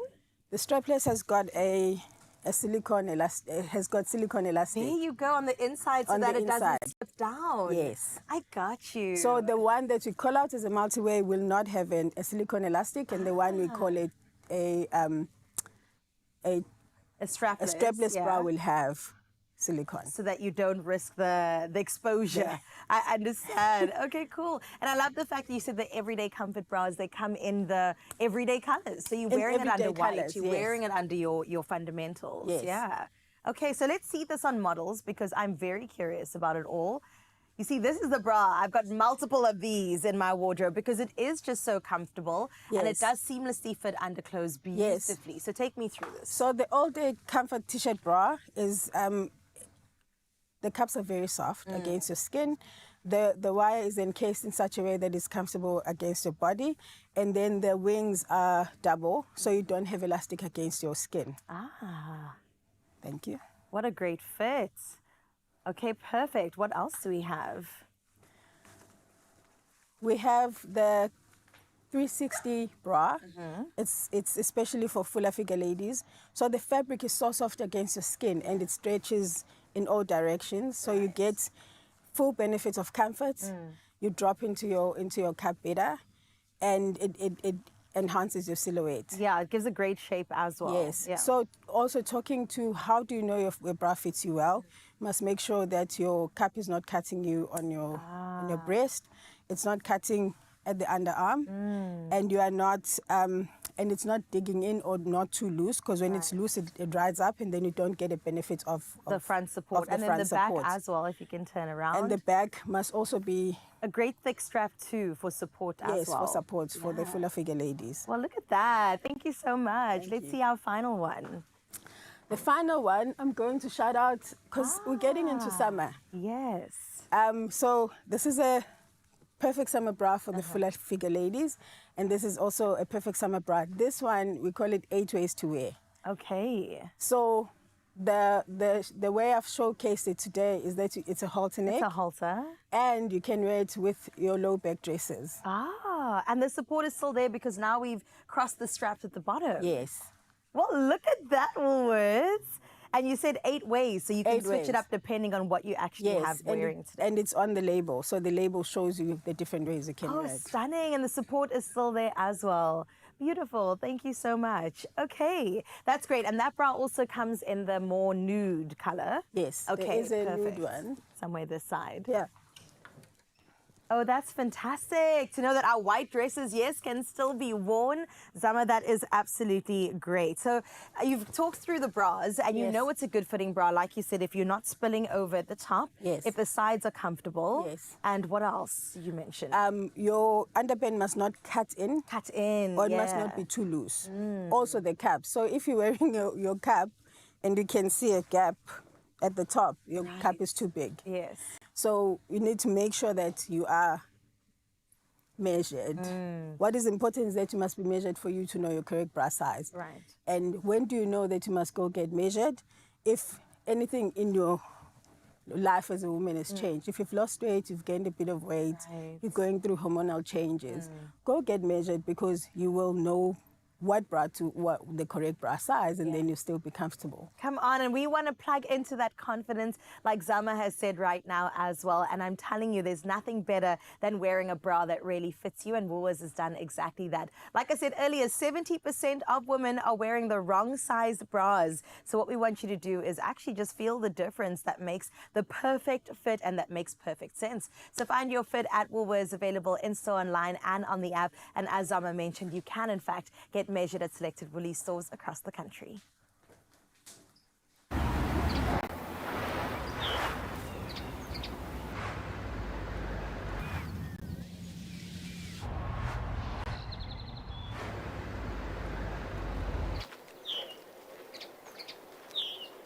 So, gentlemen, just because now you've been allowed to watch one segment about bras doesn't make you an expert, okay, on your wife's bras. So just hold back, okay? Now, every now and then, we all need a little bit of a lift. Maybe your rolls need a little bit of a lift. We are loving the hacks that are coming through this morning. Food waste is very frustrating, especially when it's something as good as fresh bread or maybe those crispy fries that just didn't make it past day one. Don't toss them away just yet. With just a few minutes in your air fryer, you can revive those leftovers and bring the texture right back, the crunch that you thought was gone for good. And she is back. And she is back. I'm sorry, I didn't even look in your direction for the last 20 minutes. I've just been trying to find another direction to look. That was great. Now we're going to apply the same logic to these rolls. Firm up them rolls. Exactly. Let's Give them get the lift into that they need. So you've got some little chippies there, and we are do. proving the worth of the air fryer this week. It seems to be the star of the show. I'm going to ask you in the meantime, let's do that one in the air fryer, Okay, just let's as a bit go of a for it. test. So what I've got are the rolls, but first you're going to mix the fries, just a drop of oil, drop so of not too oil. much, just enough to kind of recoat. And then, this is the brilliance, okay? And you can judge, are those chips just not good enough? Those ones in the... I was trying to see my ratio of oil to chip. This just seemed like too much, to be honest. It was just too much for one helping, man. But that's often the case, is you might be left with a few little chips that just weren't enough, or you were too full or whatever. Nothing goes to waste. And I've been eating stale chips, hey? I didn't even think that you could do something like this. Come alive. Come alive. So what you'll see there, we've got some onion powder, and I've started using onion powder in a lot of things. Onion powder and garlic powder, great find for me.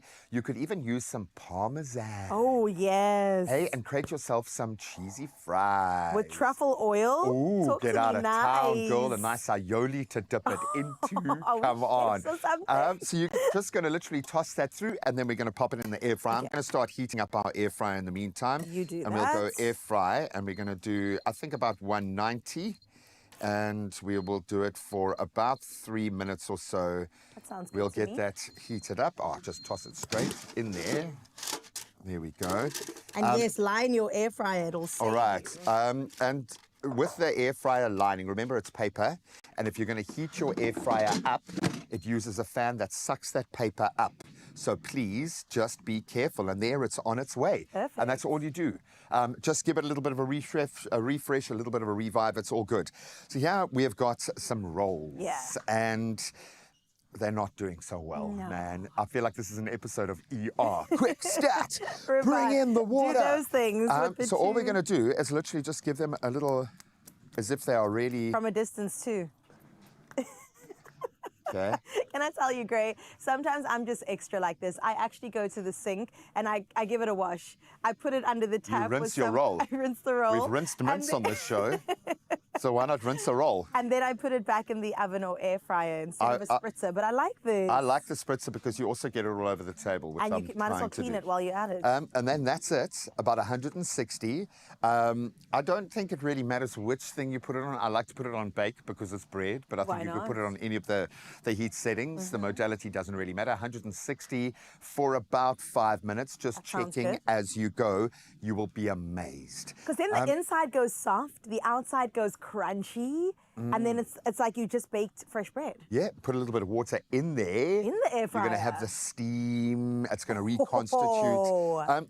This really is a wonder tool if you figure it out.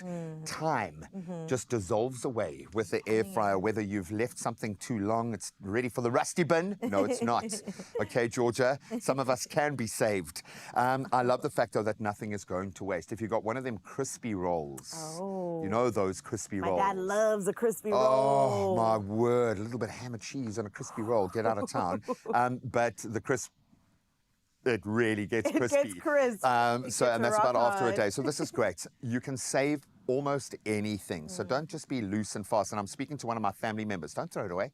I can save it for you. I really can. Should we check on our chips? Revive the chips. Give it a little bit of a shake. They are Yes. looking great. They're actually Stir it starting to around. look like they're recooking. Look at that. Brilliant. Well, here we've done it a little bit earlier. I say we, Lucy, again. Tip and the kitchen team have revived our crisps as well as our delicious bread. Our little rolls. And it's I looking love it. great. Should we have a taste of our chips We with should. our onion? With our onion and our tomato sauce. So what I'm always trying to do, Chess, Ching Ching, is recreate restaurant or takeout quality food and emulate as much as possible. And I love these little chips because they are very familiar. They're like matchstick fries. Yeah, 100%. Ooh, that's good. But they get extra crispy and you can have a lot of fun with them. Yeah. The onion powder is great. Adds a new lovely flavor profile. Stop it, Jinx. And if you're cooking with onion powder, garlic powder, it's a great way to create a sauce around. Coat that chicken, coat your veggies in that. 100%. And just watch that sauce build around And it in a guess what? one-pot wonder. No Love it. calories. How many hacks have we given? Too many. About 9 hacks. No, pretty much one. You can put things back in the air fryer to revive them. But it is a great way to make sure that nothing slips through the cracks. She's singing. Dun, dun, dun. How crispy do you want them? I want them even crispier. I Even think, crispy, eh? yeah. Put it on 200 for 10 minutes. Hey, listen, we know your capability in the kitchen when it comes to fire. Absolutely love Yesterday, that. I went back to 0. I will say that much. And these are some helpful hacks to make sure that you to squeeze every cent out of every meal, because that's what we're about in this kitchen. It's not always about the fine dining or elevating your style. It's about making sure that nothing slips through the cracks, literally. And I love the fact that we have given you a few hacks that are going to stretch the budget a little bit further, but they're also delicious, man. Well done. I honestly thought we were making a chip butty here. I thought we were going to put chips inside why a roll. not? With some butter and some tomato sauce. Stop it. Now you Got it sold me all. dreams. Share your hacks with us if you've got a way to do it better. In fact, if you can prove that anything can be revived using an air fryer, we'd love to see the proof. We'll see you after the break. Now we've just got soggy rolls. Now we have to... Only you can make my day.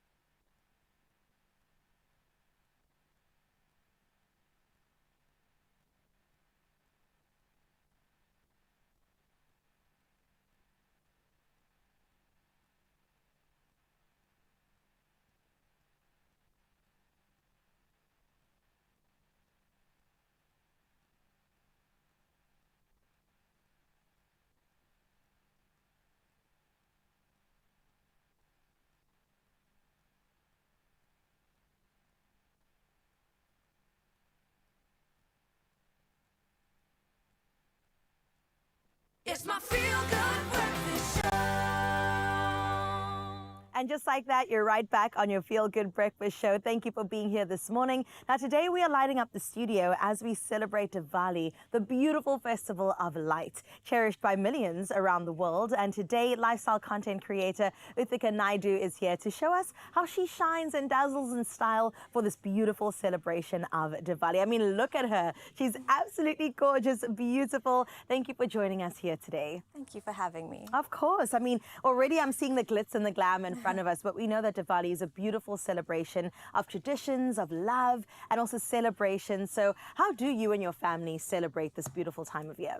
So there's so much that goes into Diwali. There's so much of preparation that goes in, and also for the weeks going up to it. So yeah, we a lot of shopping, new clothing, new accessories for me. I'm the only woman in the house, so yeah. You can go all in then, right? Go all out for that, yes. That is so beautiful. So what sort of accessories from Woolworths, now that you're saying that, can you dazzle in for Diwali? So I'm already wearing some layered necklaces here, and then I've got, so you know, like you want to be comfortable as well on Diwali, right? So I didn't want anything like banging on together, so I've got a really cute bracelet here, and then I love products that are multifunctional. So this is a hand chain that I actually would wear in my hair. As a, yeah, you just accessorize it like that. So you would put like a bobby pin in there and just attach it in your hair. That's it. And then these beautiful cuff earrings, just to complement the work on my outfit. So yeah, you just put that on like that. And I love that they're gold, but they've got some sparkle to them as well, right? Yeah. So they catch the light as you're moving around throughout the day. Oh, gorgeous. And these are like bracelets. Stunning. What else do we have?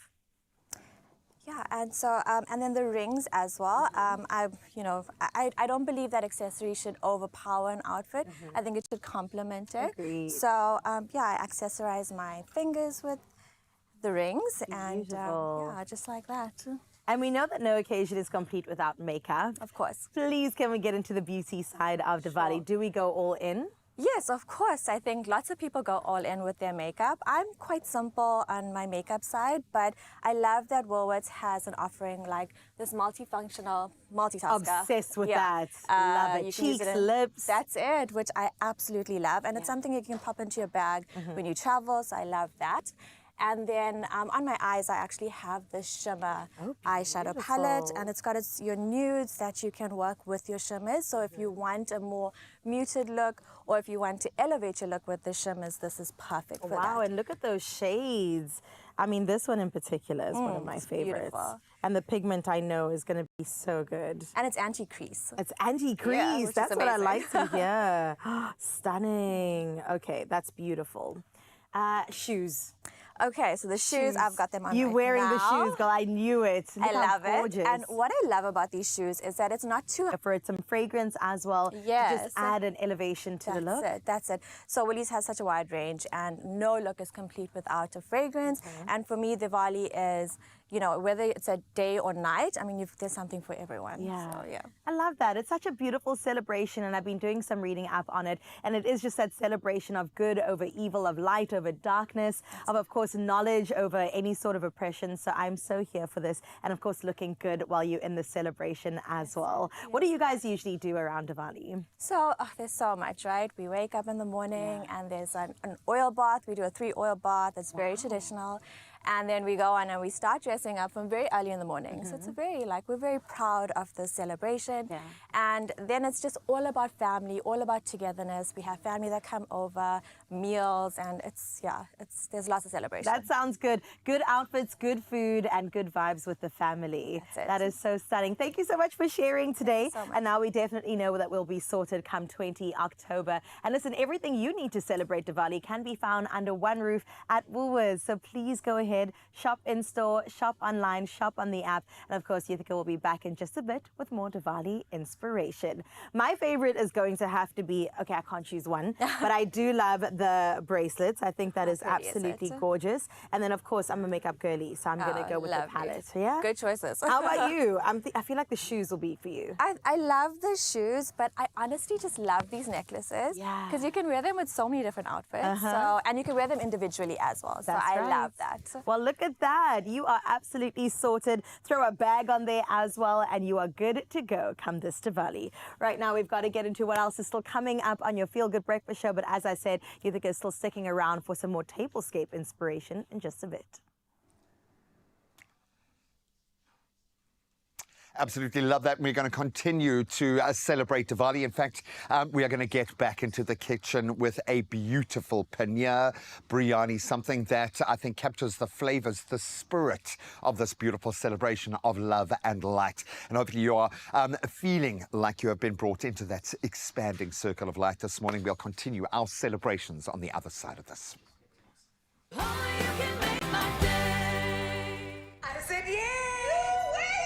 Whatever your reason to go, you could get up to 100% off on flights. Book on our banking app. Your story matters.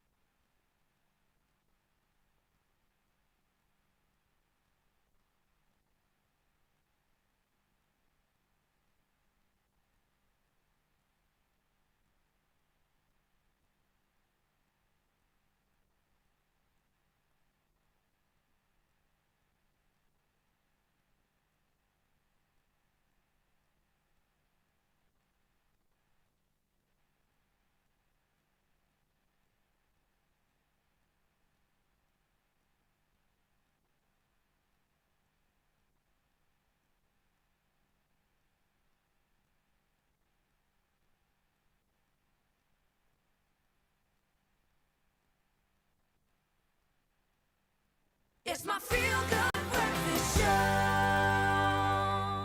Welcome back. Thank you so much for joining us as we continue to celebrate love and light, obviously ahead of Diwali, and hopefully those of you that are building up towards those celebrations are starting to feel that family connection like we are feeling this morning. But we are doing a deep cultural dive, yes, but we are realizing that there are so many opportunities for all of us to plug into this beautiful notion of love and light. And the ladies are exemplifying that this morning. And of course, we put it to you guys at home. So let's check up on what's been going on the social streets. Ladies, what have people been saying?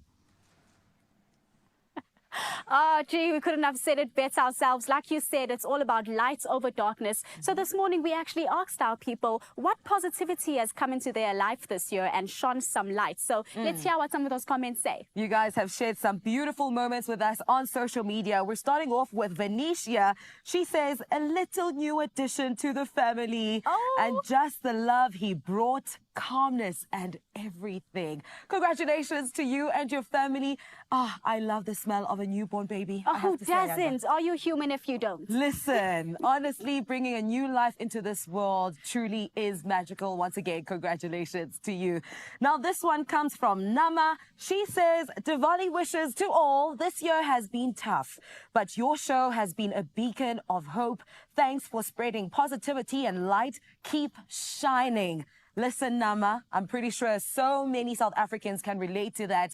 Life can be tough sometimes, but we truly appreciate you starting your mornings with us right here on Expresso. I mean, wouldn't you smile when you see this beautiful face? This gorgeous face, throwing it back to you, my gorgeous.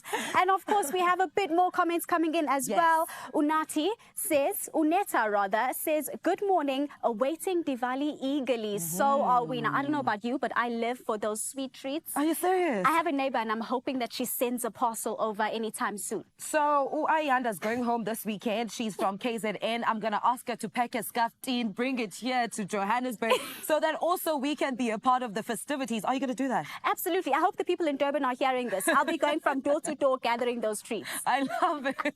Just like Halloween, you're just like, knock, knock, trick or treat. I love it. And then the last comment comes from Unosintu.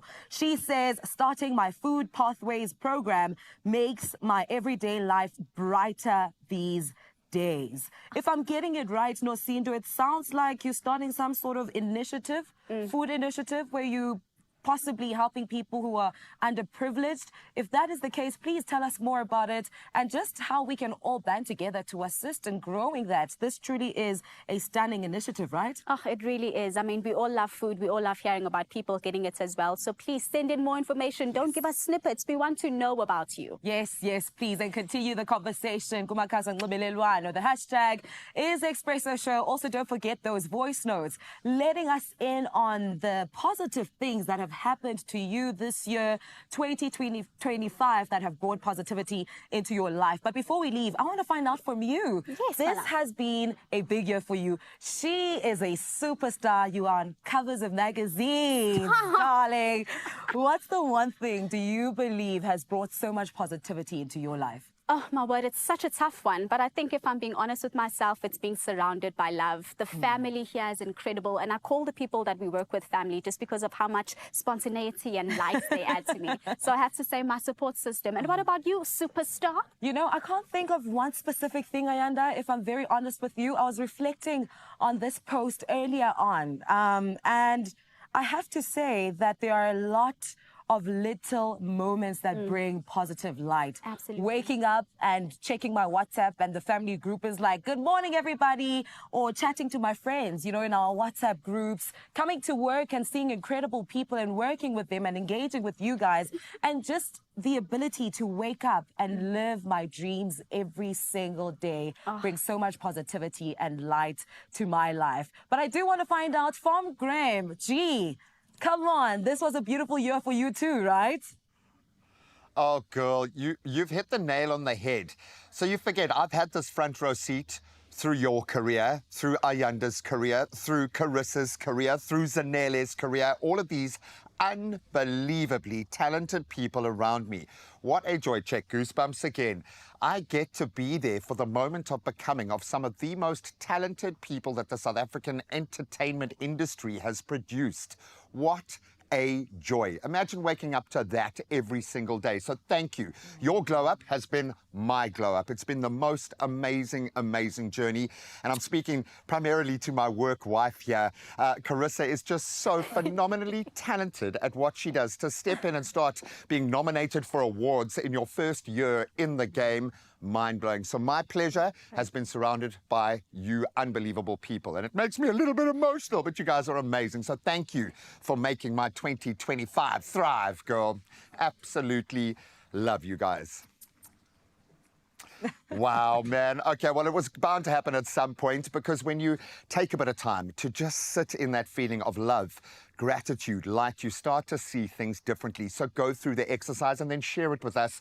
Continue your glow up and share. At Expresso Show is the handle to use. In fact, let's see if we can squeeze one more notion of love in right now. Take a look at this. And I love the fact that everyone has jumped on it this morning. Menzi saying, good morning, Expresso family. May you have a warmest Diwali wishes to all. Enjoy your day. Spread the love. Are we going to squeeze one more in? I would do this for the rest of today. In fact, just share the love.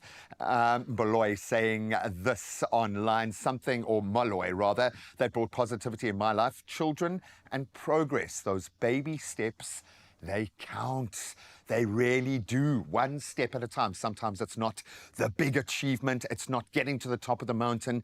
It's that first step. It's getting out of bed. It's realizing the small blessings in between. So recognize them in your own life and give them their due. Shine a little light into those dark spaces. I love this opportunity. Keep sharing the love with us. And thank you again for playing such a vital role every time we do this. In fact, I'm going to try and give you your just rewards this morning. And you might have heard a little bit earlier or over the last couple of weeks, we don't just get one opportunity to win with Lotto. Thanks to Lotto Plus One, there are two opportunities. So let's break it down.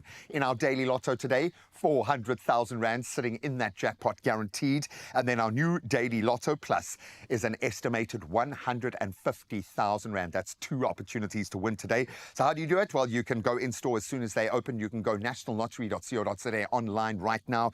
You can use their mobile app. You can use your own cell phone banking app, or you can just use your cell phone and dial star 120 star 7529 hash and follow the prompts. Could not be easier. So continue that conversation on our socials, as I said, and while you're there, you can check all of these details. In fact, catch up on pretty much anything that's been on the show, and then good luck. Hopefully we'll see some signs tomorrow that someone has won big, or maybe won twice over. Two opportunities to win with Lotto and Lotto Plus One.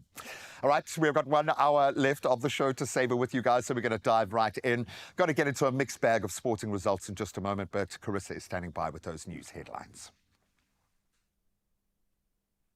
Thank you so much, Gray, for bringing us to this point. With just 2 minutes before we hit the top of the hour, let's get into your 8 o'clock national news headlines, where family of those who died in Sunday's N1 bus crash in Limpopo are being urged to visit hospitals and mortuaries in Musina and Elim to identify their loved ones, says provincial spokesperson Ndave Ramakwela. Now, of the 91 passengers, 43 died, 40 were treated in hospitals, and 8 left on their own. Fingerprinting and post-mortems are underway, while authorities work with Zimbabwean and Malawian officials to compare records. Now, so far, 19 patients have been discharged and reunited with families, as investigations into culpable homicide and accident causes continue. In other national news, Gauteng Health and Wellness MEC Nomanto Nkomo Ralehoko says the provincial government will prioritize infrastructure maintenance as well as quality refurbishments in hospitals across the province. Now, speaking at a media briefing in Johannesburg yesterday, she explained that many patients are discouraged by outdated facilities in need of proper upgrades. Now, the focus will be on meaningful improvements rather than cosmetic changes, with funding directed to ensure hospitals provide better, more functional environments. Now, the initiative forms part of Gauteng's broader plan to enhance service delivery and patient care. In your international news making headlines, former Kenyan Prime Minister Raila Odinga has died at the age of 80 in Kochai, India, following a heart attack during a morning walk. Now, Odinga, affectionately called Baba, served as Prime Minister from 2008 to 2013 in a coalition government and was a tireless advocate for democratic reforms and multi-party democracy. Now, a 5-time presidential candidate, he shaped Kenya's political landscape for decades. President William Ruto declared a 7-day mourning period and also announced a state funeral to honor Odinga's enduring legacy in the nation's democracy. Meanwhile, aid trucks entered Gaza yesterday as Israel reopened the Rafah crossing following renewed body handovers by Hamas after a dispute had threatened the fragile ceasefire. Now, several Israeli bodies were returned overnight, with 2 more coffins arriving later for forensic identification. Israel warned the crossing could stay closed if Hamas delayed returns. Now, the truce's next phase, requiring Hamas to disarm and cede power, remains unfulfilled, while longer-term issues, governance, an international stabilization force, and Palestinian statehood are still unresolved. Now, U.S. President Donald Trump said Israeli forces could resume action if the ceasefire collapses. Now, let's close off by bringing it back home, where the celebrations continue and, of course, poured in for iconic designer David Tlale, who has recently been honored with the Lifetime Achievement Award at the inaugural South African Fashion Awards in Sandton. Now, colleagues, models and fans flooded social media with tributes, praising his bold creativity as well as his influence over 2 decades. Now, Tlale, visibly moved, said the recognition was wonderful and beautiful, although admitting he hadn't known he was nominated. Now, he thanked his team and supporters for believing in his vision, saying the award affirms years of hard work and resilience in building a proudly African brand. Now, Tlale added that the honor inspires him to continue mentoring young designers and shaping the future of South African fashion. A beautiful way to wrap up your news for this Thursday morning. For now, let's get into that final bit of sports with Graham.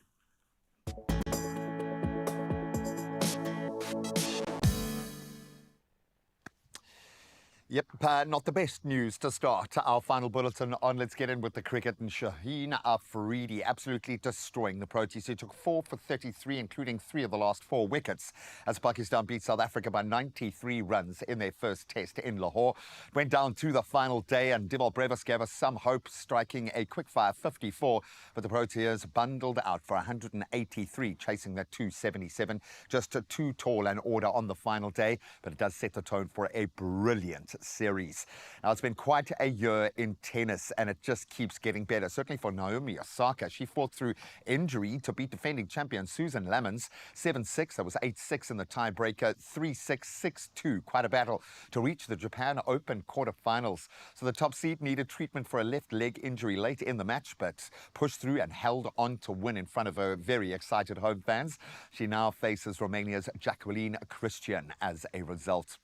Now let's get back into the World Cup cricketing action, and rain playing its part again. Pakistan were left frustrated as rain washed out their Women's World Cup clash up against England in Colombo yesterday. Would have been a cracker. So defending 133 for 9 in a 31-over game, England were in some deep trouble after Fatima signed a superb 4 for 27. And then Pakistan cruised to 34 for 0, chasing that 113 before the match was officially abandoned due to heavy rain. Hopefully the clouds will part and we'll get some action this week, because the ladies are on fire at the moment. Now we get into rugby, and still telling the tale of the tape when it comes to injuries. Reynard Ludwig will be captaining the Vodacom Bulls this weekend as coach Johan Ackerman makes 11 changes for this coming Friday's URC match up against Connacht in Galway. So Andre Pollard, he returns home for the birth of his child. Congratulations, my friend. Well, Keegan Johannes, he starts at fly half, great opportunity, and then Willie Leroux, he shifts back to full back. The Bulls aiming to bounce back, obviously, after their Ulster defeat last weekend.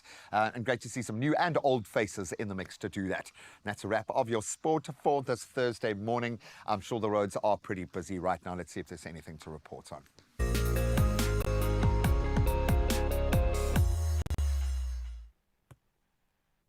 Thank you so much, Gray. There's a bit to report on in 2 provinces. Right now, we start out in Gauteng in Sandton, where roadworks are in progress along the N3 northbound before Buccleuch interchange. Now, a left lane closure is resulting in delays at the moment. Exercise some caution when passing through that area. Now we move over to Cape Town in Khayelitsha, where traffic is extremely slow moving on the N2 outbound at Meway Road. So please allow for some extra travel time, some patience, and of course, plan accordingly. But listen, wherever you're headed this morning, Mzansi, please remember to always buckle up and, of course, arrive alive. That's where we leave your roads for this Thursday morning. Let's check in with your weather for the final time.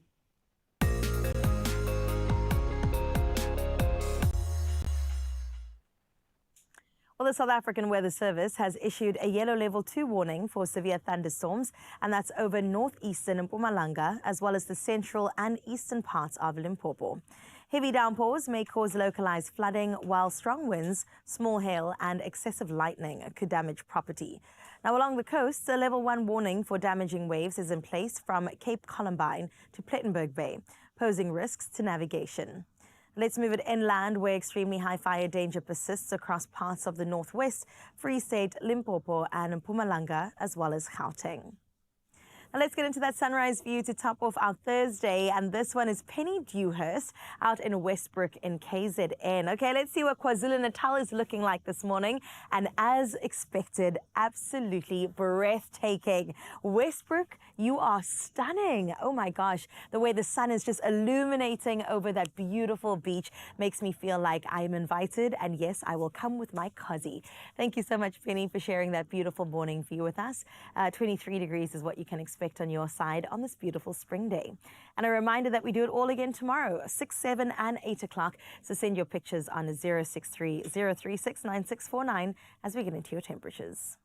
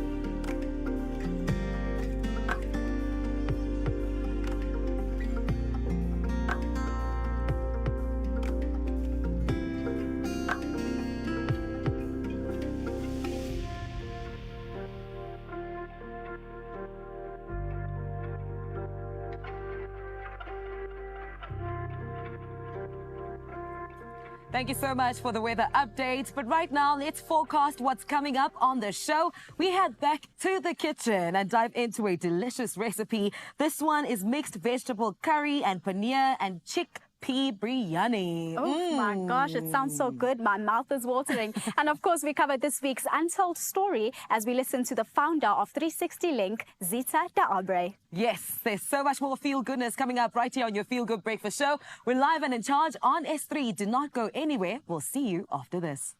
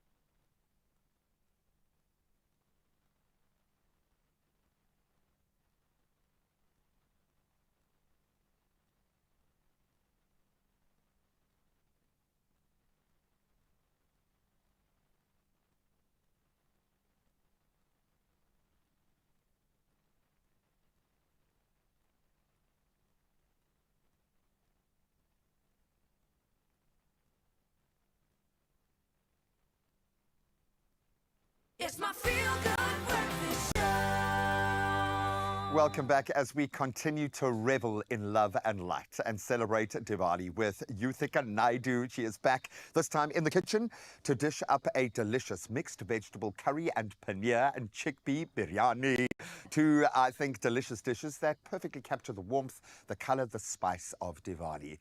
And maybe this is a great jumping off point, so thank you once again for being here.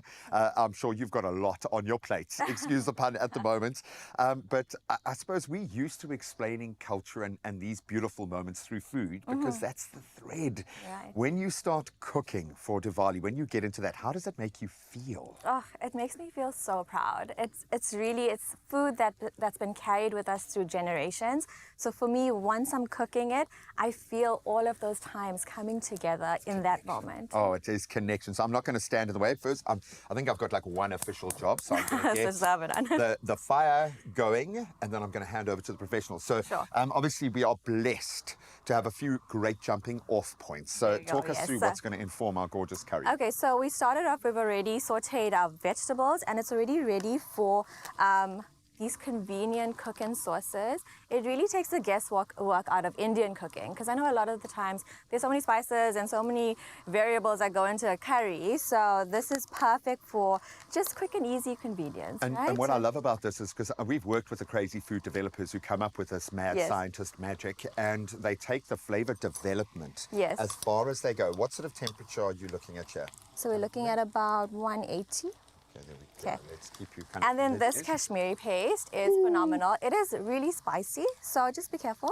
It's with got the some heat. Yeah. But there is a difference between chili heat and spice heat. Yes. And therein lies the magic of the flavor development, of roasting off your spices in the right way, the nuance of Indian cooking, of this kind of cuisine. Yes. It's worth playing around and having a little bit of fun. But I'm so glad you said that. Like, a lot of people, even within the culture, are intimidated to cook because you're being judged by your mommy, your mommy's mommy, your mommy's mommy's mommy. Yeah, that's so do you feel that pressure when you're carrying your culture like this? I do. I do and I don't. I think, I believe that anything that you cook, especially when it holds so much of heritage, right? You want it to be perfect.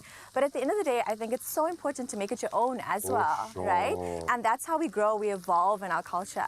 We make it our own. Oh, completely. And I can tell you now, from working with the best chefs in the world, all the best dishes were discovered by mistake because a heavy hand went a little too far or or a sous chef made a mistake. But that's where the magic happens in the kitchen. So back yourself. So we're putting in this Goan. We're using the Goan cooking sauce, which is divine. I don't know if you've had it before. Oh, I might have. I don't recognize the name, but I'm looking at that texture. So Beautiful can I have a look at the bag there? Sure. What would be the flavor profile here? Aromatic, spicy tomato with green chili and fenugreek. Yeah, spicy.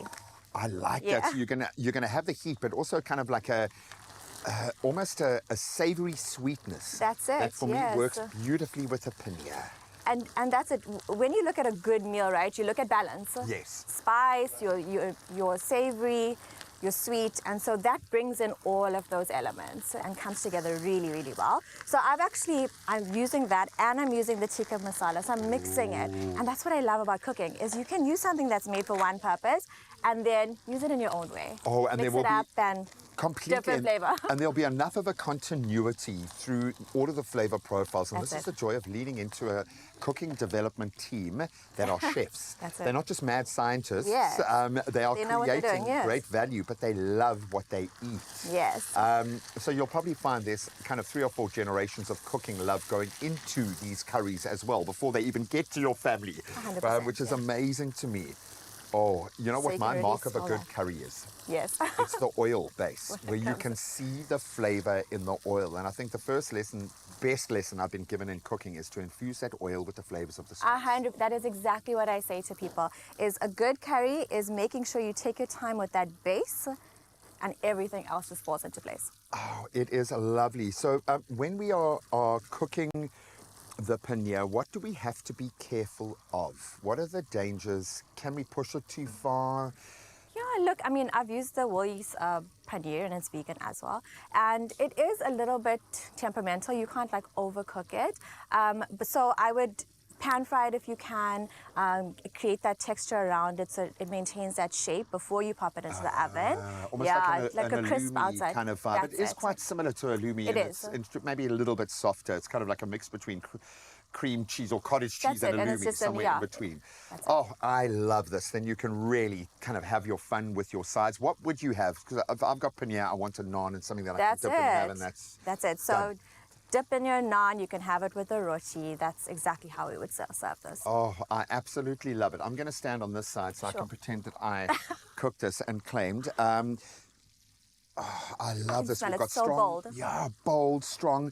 There is some heat here, Yes. but it's not overpowering. You can enjoy it. And then, of course, if you want to build up the heat, you can. I like the fact that we've got curries informed with the green chili, which is good for the gut. So to finish this off, a bit of cream, a bit of lemon, and we are on our way. That's it. I love this. So how much cooking will go into this celebration?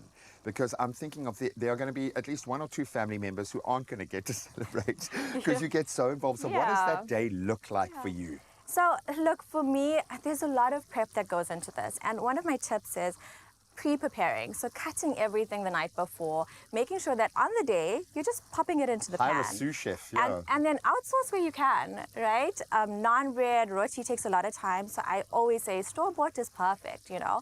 And yeah, that's how I... And you can lie if you want to. You can say that you made it from scratch. We don't judge.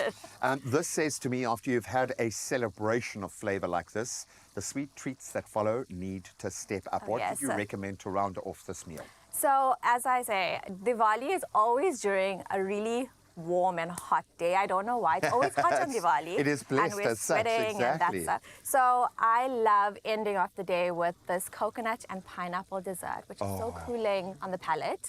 Perfect to end. Fresh and beautiful, but indulgent at the same time. Oh. And then our Diwali, the barfi bun cakes, which is such a Indian-inspired dessert that you can... The flavor profile lends itself into so many other spaces. I love the fact that you see around this time cookies and donuts and everything that could be flavored as such. I love that. That's it. And then just to cool everything down is your mango lassi.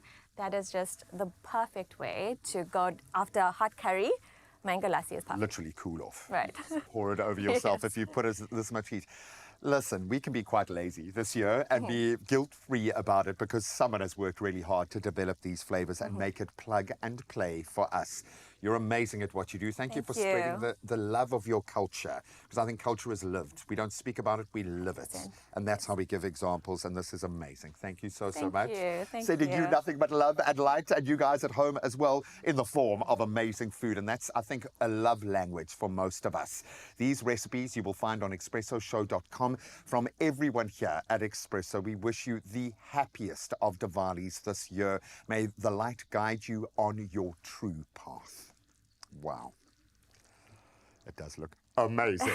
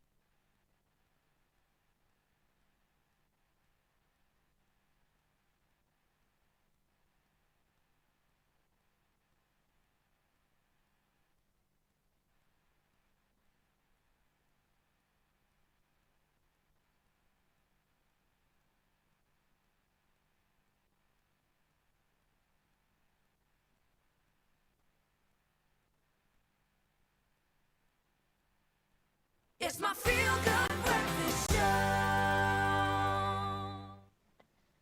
Thank you so much for sticking with us. We're having a wonderful time here. Now it's time to kick off this week's ABSA's Untold Story, where every story is seen and matters. Today we are joined by the inspiring Zita de Arbre. I love the way you say your surname. The founder of 360 Link Events, an SME built on courage, creativity, and a passion for growth. Her journey from humble beginnings begins to business and success and is going to inspire us all. Hello, gorgeous lady. How are you feeling today? Good, and you? Good, thank you. Very good. Now, please tell us everything about your business. How did 360 Link start, and more importantly, why? So 360 Link was actually born in 2017 when I lived in the UK.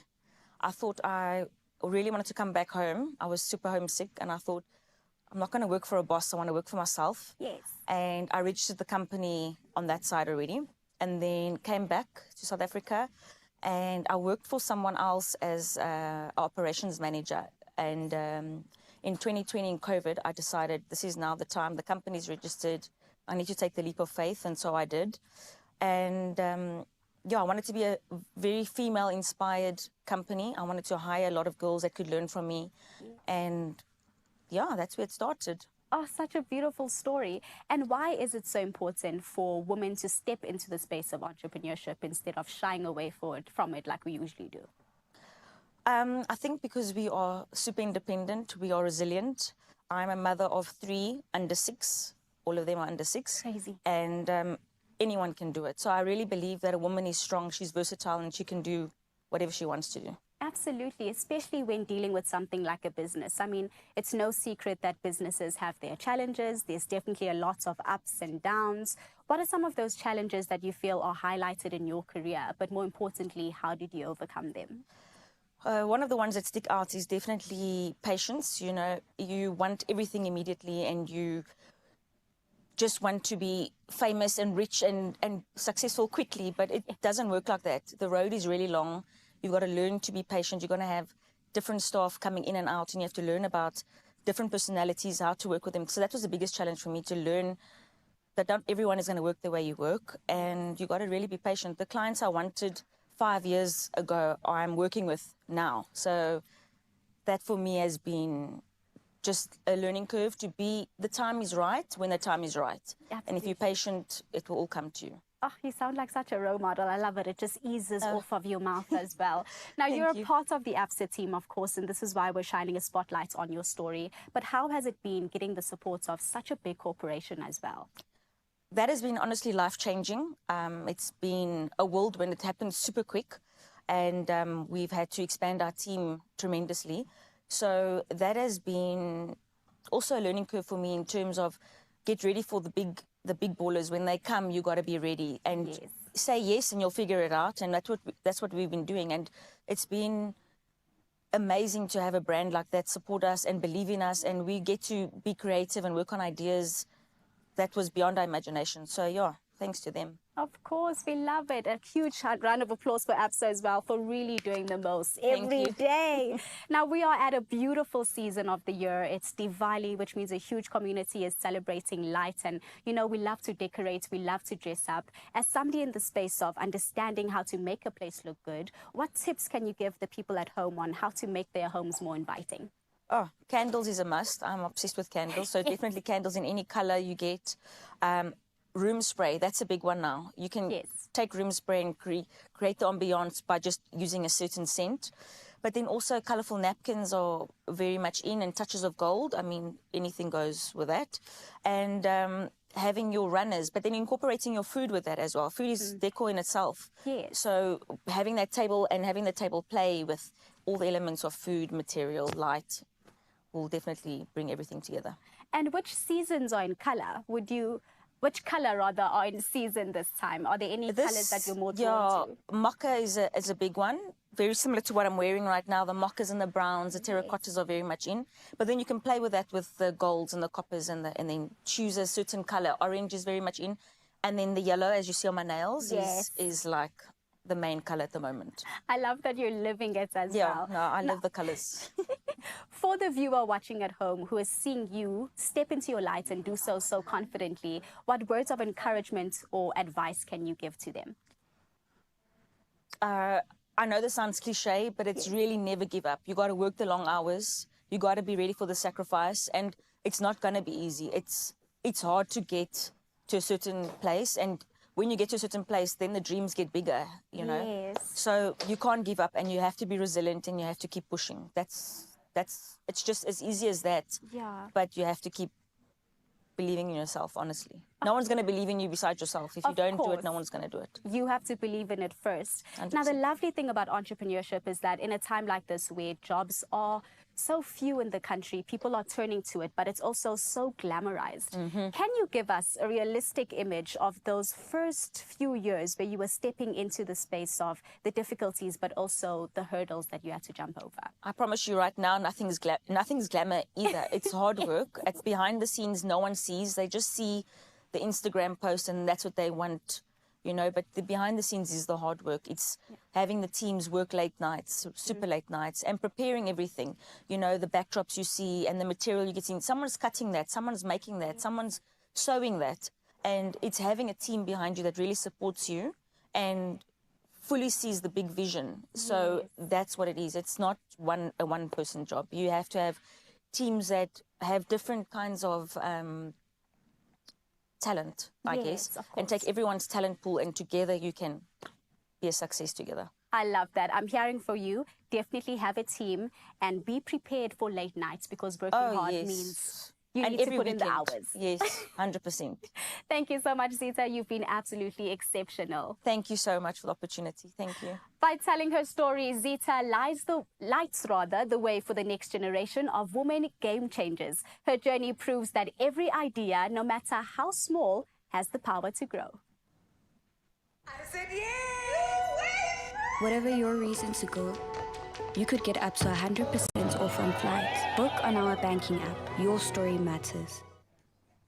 Thank you so much for putting your money where your mouth is, Absa. Absolutely loved it. Thank you, ladies. Right now, though, I'm going to invite all of you to step into the world of ancient traditions as we welcome Anton van Rensburg, a master flutist whose artistry bridges classical Indian ragas with contemporary soul. A great description, known for his evocative performances and deep reverence for the bansuri. Anton brings a meditative yet vibrant energy to every stage he graces. His sound checks have brought that energy into ours. His music is not just heard, it is felt, and you're going to feel it in just a moment.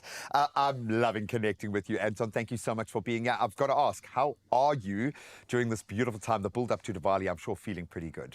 Morning, I'm well, thank you. Yes, it is an exciting time, and a time of connection where the Indian community especially really comes together. I want to know your connection to this connection, because you could have gone in many directions with the talent you possess, obviously. But 2017, am I saying this? Vrindaban Gurukul in Mumbai seemed to be a pivotal moment for you. Talk us through your journeys. I heard the flute a few years before that in Rishikesh on the banks of the Ganga River. Oh, wow. And I heard the sound and I just got pulled towards it. And I bought a flute. I came back to Cape Town, wandered around fiddling and playing and listening to the sound, and in bus stops and in halls, and just because I'm so fascinated with this ancient sound. And then eventually I decided I need to find a school. I need to learn to do this properly. Plug into the source, yeah. Plug into the source. And by coincidence, in many ways, I Googled a flute shop in Mumbai, and up came Vrindaban Gurukul, which I did not know at the time was the school of the incredible Pandit Hariprasad Charezia, who is now in his mid-80s and is a legend as far as the bansuri is concerned. And that's a living link. That's a living link. Yeah. And the tradition in a Gurukul is to teach by example, not to preach. And the way of learning is so direct in that way. So that's where the journey started, when I Googled that address and got out of the tuk-tuk and rang this brass bell at this gate of the Gurukul and walked into the space which had a marble floor and an Indian altar, and the sound resonated so beautifully. It was better than any bus stop or any cathedral or hall that I could possibly find. You found the source? I found the source. What was the reaction of this community to you? to having an Anton van Rensburg rock up and want to take this brave step into their space? I'm blessed in many ways. I think that I accidentally somehow do not have a Western musical training. Therefore, my ear was relatively blank. Wow, an open ear. I like an that. open ear. And the Indian community anywhere in the world has this way of welcoming you in. Oh, you feel it here in South Africa. Absolutely. Yeah. There is a deeper resonance here because you are living your purpose, and I can feel that whenever the goosebumps rise when I hear a musical sound check, or my energy changes within our space, and we are very empathetic, so we feed off the energy of the amazing people who come here. You're giving off a different vibration here. What is the spiritual significance to this part of your life? You know, the Bansuri for me, I found it at a time where I was looking for something. We reach an age in our midlife when we're looking for something more. And I've been privileged to travel the world a lot, and I arrived in India for the first time about 12 years ago with an understanding that maybe I found something. I was meant to be here. Maybe a previous life I'd left some keys there to come back. Just to open that door, yeah. And what I found after searching, because it doesn't just arrive, I found the Bansuri. And it is a compass to me. Whenever I don't know what to do, I can go and sit and play, or I follow the path to come here or to do a performance or so. And that's a gift. And we all have that gift, but we need to find it. And foster it. And foster it. Completely. And work at it. Absolutely. I was joking about this being the manifestation station. I think I might have manifested you, my friend, just to spread the love and light. How do you do that through this gift that you have? Because now it's a magical time where you have got so much energy and focus on this beautiful notion. What do you feel your role is as a flutist with this beautiful instrument in your hand, building up to Diwali? I'm not classically trained as an Indian classical musician. I'm a flutist. I'm in love with this specific instrument, this ancient Bansuri. As a musician, I'm generally reluctant to perform. I'm not an outgoing personality from that point of view. So as a musician, I respond to when I'm asked. It's very easy to jump onto a soapbox and shout your message and sing your song. But if no one really wants to listen to you, you've got to learn that process yourself. And through my insecurities, I respond to being asked. Will you come and play? And then I can choose. And life leads you on incredibly magical pathways, ones that you can't imagine when you respond to that. But you've got to be open to it. You've got to have an open mind and an open ear. All of this is wonderful, and yes, great to speak about this. You will understand when you experience it through bamboo alchemy, and even that title evocative enough. Anton invites us not only to listen, but to feel, to experience, to reflect, and most importantly, reconnect. And his journey from the Breda Valley to the sacred halls of the Vrindavan Gurukul is a testament to the universal language of music and the regenerative spirit of tradition. I certainly hope many are going to ask you to enter into their space. So I'm going to ask you, please, to perform for us today, because you are absolutely amazing. Not right this second. I think we've got to set the table first, and then our celebrations can begin.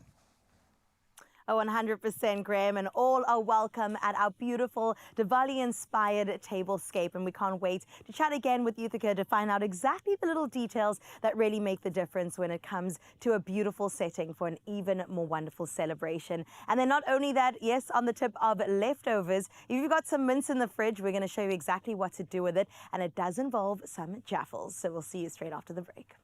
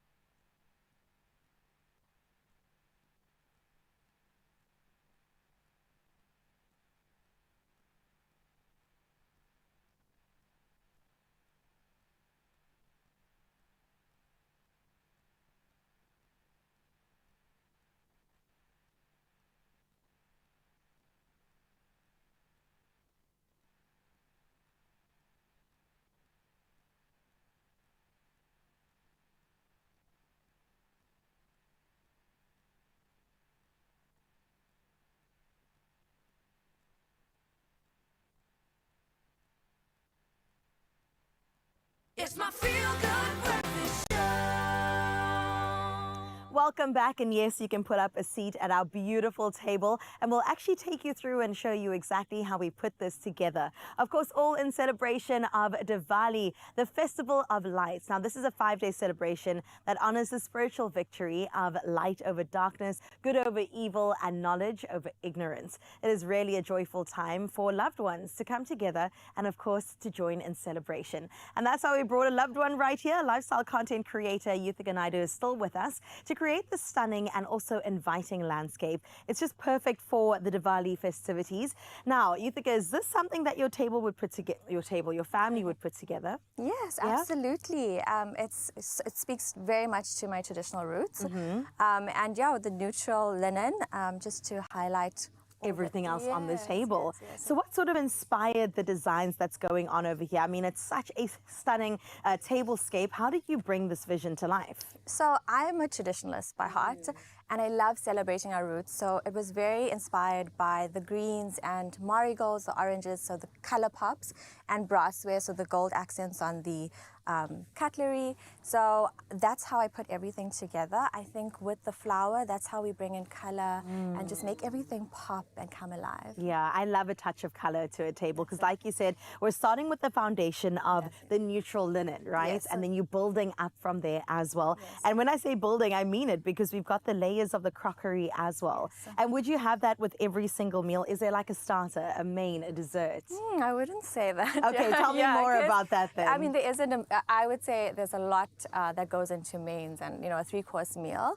But yes, traditionally, sometimes we do have a dessert. So there's always like soji in the house or a bhajia, those kind of things. Not all the time, but when there's a special occasion, of course.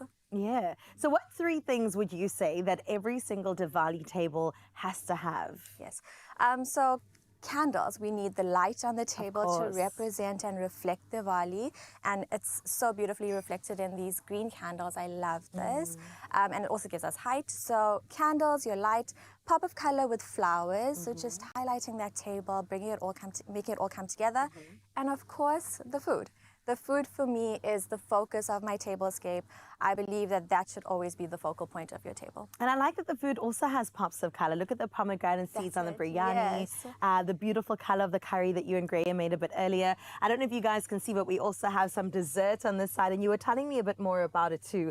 So these ones have like a cardamom within them. Yes. Okay, so this is called? A barfi bundt cake. A barfi bundt cake. Yes. That is so beautiful. And then, of course, our coconut and pineapple dessert. Oh, it's my favorite. Oh my gosh, I know. It sounds delicious, and it really is as well. All right, Yuthika, before you go, I do want to find out from you maybe some tips for people that are becoming hostess with the mostess and want to celebrate Diwali at home. Yes. What can they start with, and what sort of tips do you have for them? Look, I think pre-preparing your table, just having a design in mind of a vision, and then shopping in advance, and just having that vision come alive on the day. Also setting your table the night before. Yeah. Like, that's a big thing for me. Game changer.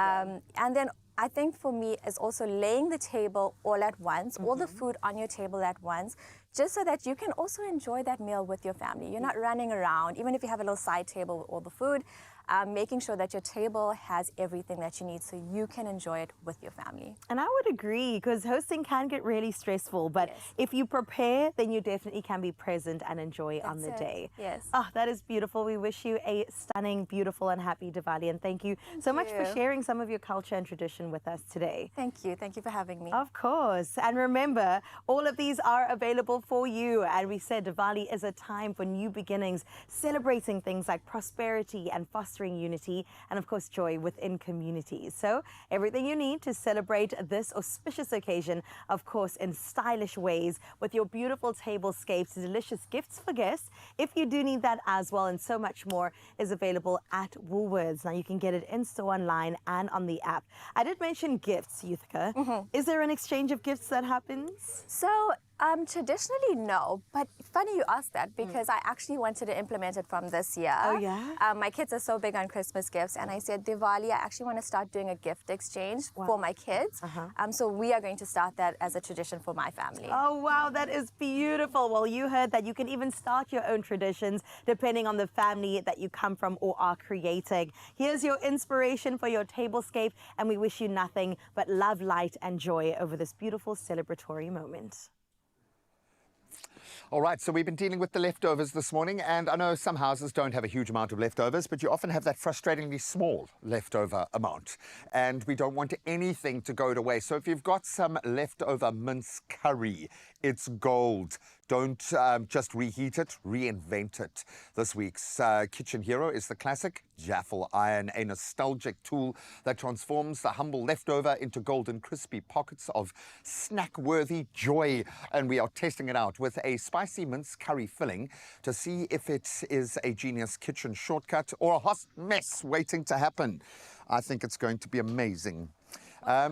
A hot mess is it's when it gets so hot the tea melts away and it's just hot. It's just a hot mess. That does look really good. Good, eh? Does this look as good? Yes. I don't know. Should we figure it out? I will tell you, Gray, in my household growing up, white bread was definitely the meal for the next day when you had curry. Oh, for sure. Some butter on there. You didn't even have to put it in a toaster. Eat it just like we that. weren't allowed white bread, I don't think. Okay. I think my mother vilified white bread. I get it. Early Different on. era. So I appreciate white bread a lot. I really do like it. It comes with its own cultural So that significance. was a contraption. How much do you think we put in? Should we do it together so that... I don't believe I've made a jaffle before. Do we put it in the jaffle first and then load it? I think so. But is it Okay. one on each side? Yeah, so let's Yes. put the base down and then we'll fill that guy, hey? Okay, yeah. That makes sense. Okay, no, I think let's do this one Okay. because it seems lower. I don't know, it just feels lower. There's our butter on the outside. Okay, so there's your first hack. A little bit of butter on the outside. And then we've got to be, oh, how good does that curried mince look? Oh, my Looks word. good, smells I like good. your input there. It's a pleasure. Wait, here's some more input. I'll flip it over. Wait, I feel like we've got to... You're going to push the boundaries. Got to do it. Okay. Dun, dun, dun. Well, do you now... Okay, wait. Yeah, now put you the pop that on the butter bread. side out. Ah, I feel like you could have even done more. You would have done more, I see. I think you would have. Okay, then you squeeze it. Oh, it does it itself. Ta-da! And then you pop these in the air fryer with a little bit of olive oil You and garlic, and you do. make your crostinis or whatever we made yesterday. Link it The on. croutons. Okay, then I'm going to crack the big guy in the Why do middle. I feel like I'm in 1950? This is so fun. This is very exciting. Do I just do it like a small? Yeah. Okay. Just put it on the heat, and that's how you do it. I think you can even take it a bit lower if you A want. little bit lower. Like put it in the flame. Oh, I can leave it there. Yeah, you can literally, it's like a pan. That's what it does. How I'll let it long? do its Nobody thing. knows. I've never actually used a jaffle iron. I'm like, we've had snackwidges and snackwidge makers. Same. Now I've got a big flat iron. So I've got a production line like a Oh tuck my shop. gosh. Okay. That's my food truck might be a toasty food truck. I'm just saying. I'm here for it. I girl. do love it. My son absolutely you have a stick of butter loves that you toast. go over oh, it for with. sure. Okay, should we Ooh. turn it over and just, because I have no idea. So I'm looking at oils are coming out, sauces though. dripping out, and it's just spectacular. I will say this is very cute, Graham. It is. It's super sweet. So adorable. I mean, would it translate to a school lunchbox? Yeah. Hey, Well, it's a circle in a square shape. we're gonna have You to can get a buy circle round like round a round lunch boxes. lunchbox. Trust me, hey, I had that drama last night trying to figure out because the apple was too big for the apple space. And then you've got the little things, and then you've got the little crudités, and where do you put everything, you know? But no, a trip to the amazing store generally sorts that out. Okay, should we have a look just to make sure Turn it one more that time. Oh, it's dripping a little. let's have Okay, a little let's have a see. little look see. Just See how I open it. tread lightly because it is upon my dreams that you. Oh, we can keep going. Okay, we're winning. I We're think we making are our winning. first jaffle. Just give the Sorry, that was people- just for us. Now It I will was. show now you. we will show everyone else in the room. Look at that. Oh, It is thank you for the round of super. applause. That Yeah. was so kind. Yeah, Thank you so well much. done. So this then again begs the question: what do we rock as a dipping sauce? Oh, so with mince, chutney. Girl, I was going to put it in the pocket. I was going to, and then I thought, don't rush Yes, it, Graham. don't. Give people the chance to You know choose what their I'm saying? own amount and dip themselves. Same. I would give everyone their own. I do this with my kids. Yeah. Individual dip, individual sprinkle Graham, cheese. your household is like a restaurant. But it is. My kids order their food before the meal. Do you think They're this is very going to lucky. set a light? I do think again? so. I think I'm we going to should just risk it. let that Yesterday, you know, I handled that fire well. Okay, there is. Are you ready? One, two, Yes. three. Dun, dun, dun. I mean, there is already a little bit of oil. It's okay. It's okay. And then that's We have our jaffle. maybe even a little bit of cheese in there to have a little bit of fun. But I think the joy here, curry the next day in mince form, any mince actually the day after, 100 times better. 100%. Oh, it's gorgeous. Are we going to Okay. have a little taste I there? do think we should have a tasty. Okay. I'll take the coriander off that one for you. And I'll put it on mine.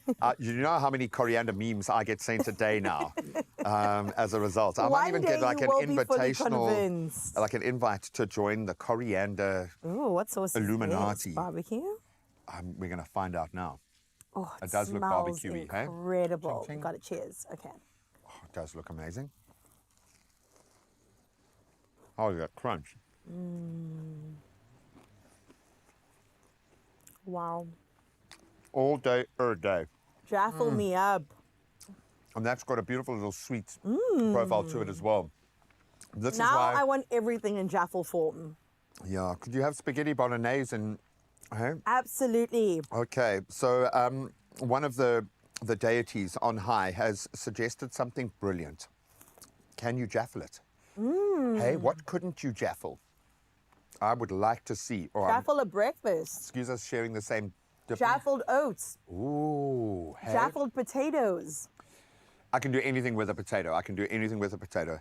I'm about to finish this. Are we allowed That to is finish? fantastic. Wow.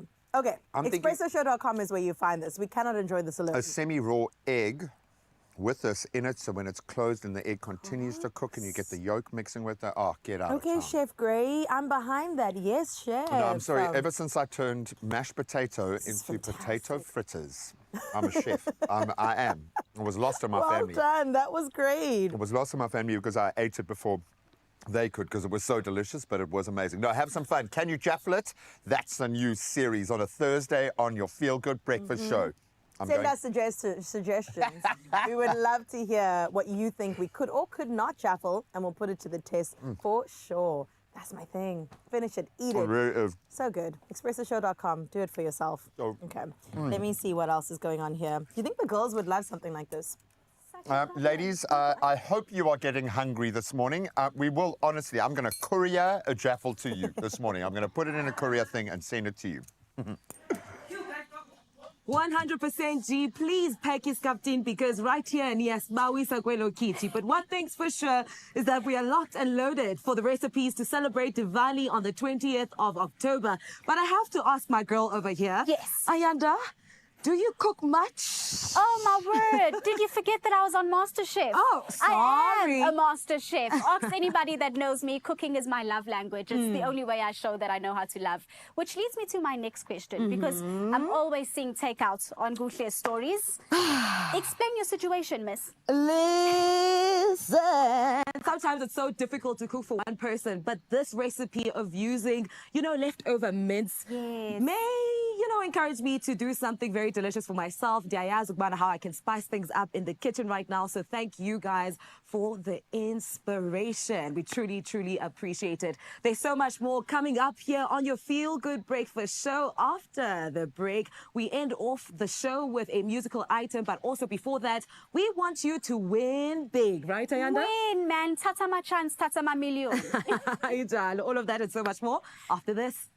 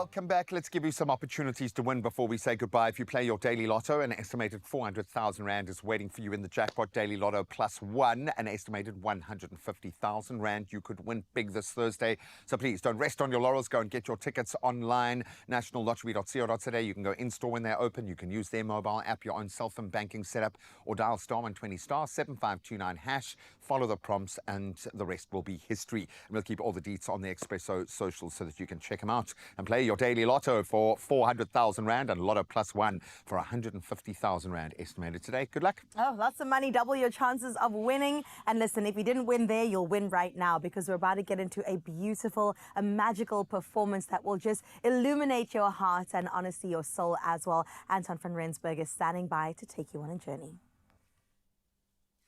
Good morning. Anton van Rensburg from Bamboo Alchemy and Bansuri, South Africa. I'm playing you a bamboo serenade and a morning melody to wish you a beautiful day and a happy Diwali.